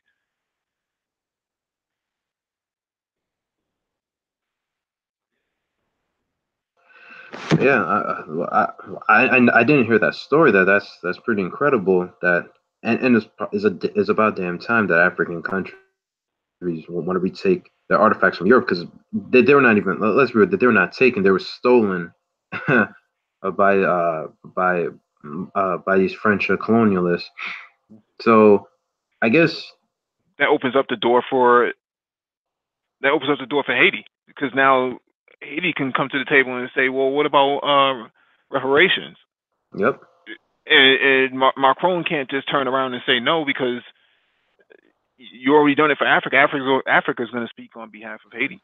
Yeah, exactly. And that's the reason why Haiti should have been part of the African Union, because with that, Haiti would have had a strong ally that would have pushed that would have pushed France for reparations. Because to be honest, I don't want to get off topic. That's the reason why Haiti is the way it is. I mean, first, when we got our independence, we had an embargo, and second, we had a coward of a leader named Boyer, he was one of the kings of Haiti at the time. He was a mulatto, and the French came, basically said, "Pay up, we'll accept your independence. If not, we're going to start another war." Now, Haitians on the island were ready to go to war against the French the second time. They like, listen, we beat them, because this was like 1826. They're like, listen, we beat them 20 years ago. We can beat them again. And Boyer was like, no, typical mulatto. He was just like, no, I don't want to go against our, our mother country or whatever. And he agreed with the reparations, with the debt that Haiti never paid in full and still is suffering to this day. So reparations, that could open the door for that one. And I don't think the French, if they do that, if they do pay reparations, especially in today's dollars or euros, they would basically collapse, because the French government, the French state is just living on borrowed time. And also, yeah. And another question I have is like, you've heard about this franc currency that I think some countries in Western Africa use. How does that benefit France, and why do these African countries use it? I think it's called CR. Yeah, it's called the CFA franc. Yes, central, not central. It's basically a francophone currency. It's a converted currency, so it allows, because that money goes through French banks anyways, right? So you're basically, they created a currency to subsidize that area of Africa, those are colonial states. So if those countries were to wean themselves off that, for me, I feel strongly about this one. Those countries have to wean themselves out, because it's basically a way for France can still have a foothold in Africa. And I wonder, is the Chinese doing anything to go against the CFA, or trying to undermine it, or like what Yes. is the? Okay. Yeah, so the colonizing of the resources is actually putting pressure on French capitalism inside Africa. So Macron earlier this year went to China, to Beijing, to have a talk with the President Xi, and he basically wanted to negotiate parts of Africa in terms of what can be salvaged from Chinese encroachment. And basically, Chinese president told him to go take a hike, go back to France, buddy. You're not getting anything. You get nothing from us. So now there's big talk about this EU army, but what are you going to do with the EU army? They plan on going into Africa. We covered an article earlier talking about Chinese African military formation. They know that there's going to be a war coming, because there's too many resources that Europe has that they're trying to maintain inside Africa, and Africans don't have a way of actually defending against that or taking it. So this military alliance is going to force Europeans to think of an exit strategy to get out of Africa. Bombing Gaddafi was one thing, but you have to take on 54 other countries now. What are you going to do against that? I think that they'll try to do, and then I say this try because it probably won't work. That they'll just continue supporting these armed groups, these guerrilla groups, because Africa has a lot of ungoverned space, so they'll try to do that. But in the end, it probably won't work because if China is sending African countries drones and training them in counterinsurgency and giving them better weapons, and these countries, as China's helping them develop, have more money and a way to pay their troops, eventually that tactic won't work, and the Europeans and the West will have either choice: either lose Africa to China for 100 years or fight over it. Well, they'll Europe will implode on itself before they even get to that point. Because you're seeing it now, right? You're seeing Brexit. Brexit is the first shoe to drop, and then you factor in where is Greece going to go? Because Greece doesn't really have anything to offer Europe at this point. They don't even make anything for the most part. I mean, tourism is their biggest, their biggest moneymaker. Italy doesn't like being pigeonholed because the Catholic Church isn't going to tolerate that. And then you factor in Portugal and Spain. These countries are not happy inside of it being inside of the European Union because it is a colonial empire. They don't like being colonized. Africans are not liking being colonized now. You have a lot of red pill Africans on the ground like Julius Malema, right? Or Julian Malema. Red pill is sweeping across the continent, it's sweeping across Southern Europe, and it's sweeping across Eastern Europe. People don't care about Poland. Or I should say, Western Europeans don't care about Poland. They rather let Poland, crash and burn on its own rather than to subsidize their security. For what? You can't even put food on the table for some Europeans now. This whole thing is a catastrophe in itself, and Africa is on the rise, and it's about 25 years ahead of time from a development standpoint. And now you see, France is willing to give up their artifacts, their stolen artifacts out of their museum. But we covered an article earlier too that said the British are a little bit more apprehensive about giving back their artifacts, even though the artifacts have been stolen. Right? They're talking about putting these artifacts in leaving these artifacts inside the museums because basically it's our property. But that sort of attitude is exactly why they're having the problems that they have. The British can't survive as an empire anymore. Their empire is coming to an end. I would predict that their empire will collapse in the next 35 years. Interesting, but I mean the United Kingdom is not the great power that it used to be. But I see what you're saying though. Like in 30 years that can happen, especially if you have Scotland and Northern Ireland basically separate, and who knows, maybe even Wales. You can never know because there's still, even though they're all Anglo-Saxon, there's still some hatred going back like 1,000 years. And in regards with Europe, and that's why these Europeans are trying to use these dirty tactics, trying to stop the development of Africa. Like I remember Macron, he made that speech a couple weeks ago, like trying to, saying that Africans should lower their birth rate because we have to educate these people. But when you look at all the research, our people are more fertile than the average European, the average white person. So all this is just tactics trying to lower the African birth rate because they know that if Africa were truly to develop, and they would cut down on infant mortality, and if they were to cut down, if each African country had a better healthcare system, African population we're looking at probably like in 25, actually within 100 years, probably 7-8 billion people, while the European population is collapsing. And that probably scares them at night because they're like, listen, if you have a dynamic continent which is militarily powerful, economically strong and dynamic, I mean that's the worst nightmare. Hey, they might just might hop over the Mediterranean and try to occupy us. I mean that's European paranoia, but that's what the root of this all is.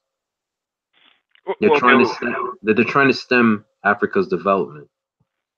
in different ways. Well, they've always tried to stymie African development. They've been doing that for hundreds of years. I mean, the problem is now that you have superpowers that are behind it. China for one, and Russia is the second. And then you have the Middle East. You have Iran that's starting to get in. Iran and Turkey that are starting to get into Africa as well, and as well as India. India has a large stake inside Eastern Africa. So with the pharmaceutical industry, I think they're the largest pharmaceutical exporter into Africa, and then they're the largest IT power inside Africa as well. So they have a lot of vested interests. Japan is worried about mercantile traffic inside the Red Sea and even eastern parts of Africa. So everybody else who's not European has some formidable stake inside Africa, and they have a vested interest in seeing that stuff maintain stability. Whereas Europeans are saying we, you know, we really can't feed our people. We can't feed all these migrants, but at the same time, we also have to figure out what we're going to do because Austria is not playing ball with the rest of the European Union. They have different policies. They even modifying a lot of their policies away from the European Union to deal with migrants and racism. Um, Italy changing their policies. A lot of these countries inside the European, or a lot of these states inside the European Union, are not happy being in the European Union. So the collapse may come first, and then comes the restructuring, and then it'll be too late for them to get back into Africa because they'll be like, by the time they restructure, it'll be by 2045, 2060.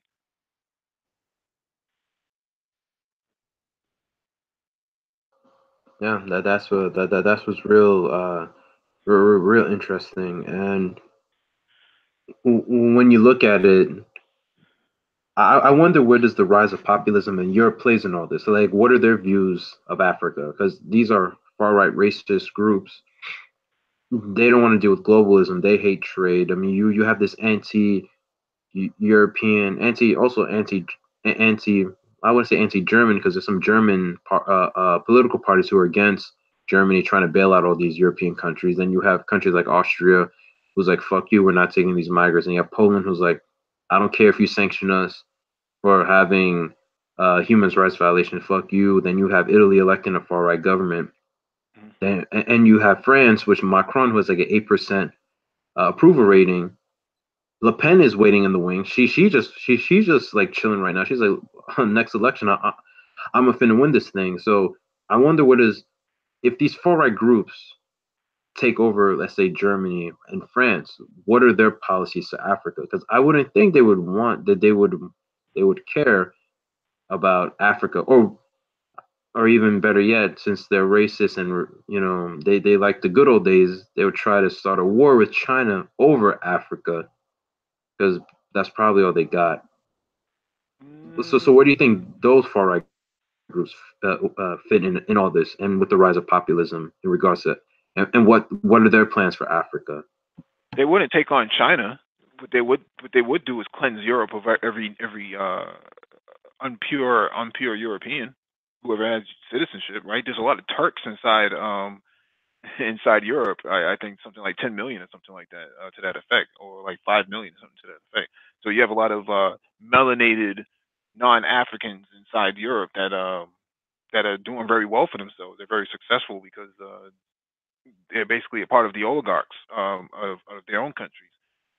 It's kind of like in America where you have Iranians on the West Coast and Armenians on the West Coast that are very wealthy and successful. So they're best and their brightest are inside Europe, and you have a lot of Europeans who are angry. Like, why are these guys winning? Well, because it's irrelevant why they're winning, but at the same time, they don't even think rationally like that. I don't know any European who thinks rationally um, about domestic policy. They pretty much just think that they're entitled to everything, and that they'll use their power to actually throw these people out of the country. Similar in the United States, where you have Latinos or immigrants who are here working, and white people, pale skinned people want to get rid of them. despite the fact that they're the ones picking the fruit and vegetables and cleaning the bathrooms as custodians and janitors. White people aren't taking those jobs. Who's going to do the work for them then? I mean, the source of it, the source of all of this is basically white anxiety. Their numbers are going down. They see melanated people's numbers are going up. The birth rates are going up in Africa. The birth rates of melanated people in Europe and the United States are going up. So it creates this anxiety. And then when you add upon this the terrible economic situation in Europe, because Europe has never really fully recovered from the 2008 a crisis. This is, I know it's a cliche. This creates a perfect storm of far right populism growing in popularity in Europe, and if they come to power, yeah, they probably will try to kill every single of these successful immigrants. But the thing is, that's going to be their loss, because if those immigrants flee and go back to their homelands, that's going to further develop those countries, and these European countries are just going to be just basically collapse if that scenario were to happen. But I think with Africa, Africa's things are looking up for Africa. Like Africa's growing, the population is growing, the economy is growing. The only issue, I've said this before about Africa, is there's too much ungoverned space that they need to develop their military, and I guess the Chinese are helping in that regard. But if they can get their security, if they can get control of their own domestic security, the sky has a limit for Africa. Yeah, I think China and Russia are taking care of the military aspect for Africa. So,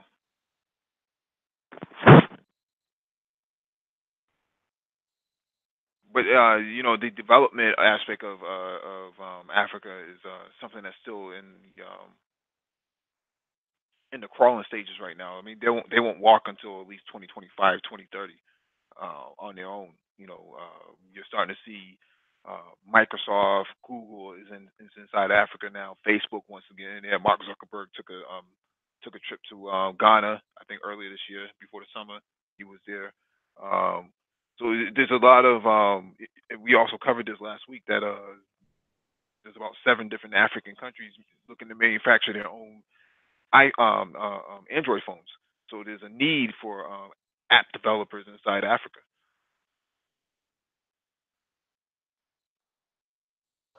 Yeah. So I guess we won't. I guess the full potential, like you said, we'll see. Well, the first wave, we'll probably see like 2025, 2035, but the final product won't probably come to like 2050, maybe 2075, when Africa truly is a.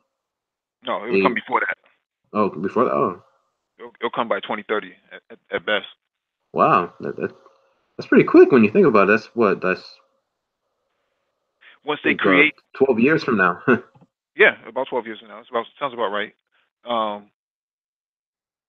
When they create their own alternative to the SWIFT, when they start using blockchain for as a financial payment system, and they come up with a new currency for an African central bank, that's because I think that's what they're aiming for, is an African central bank, which is what Gaddafi was talking about 20 years ago.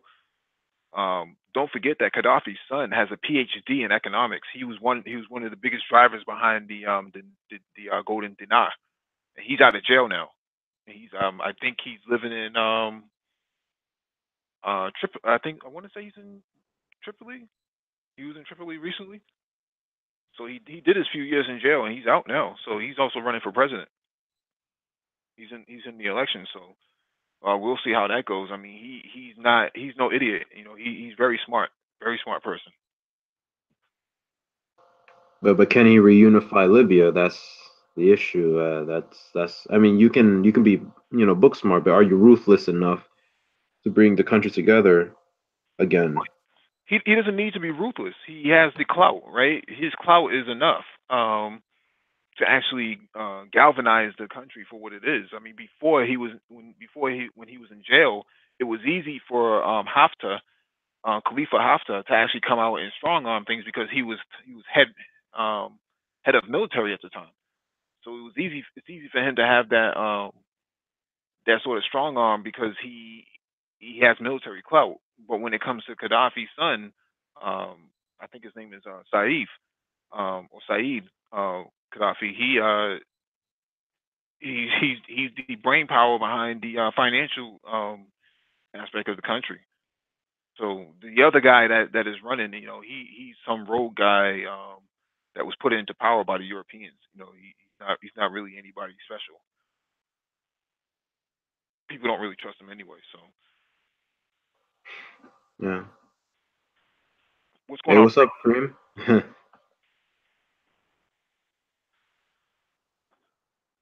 I think Preem's getting his headset together, but we're gonna wrap it up now anyway. So let's see if there's anything in the chat right now.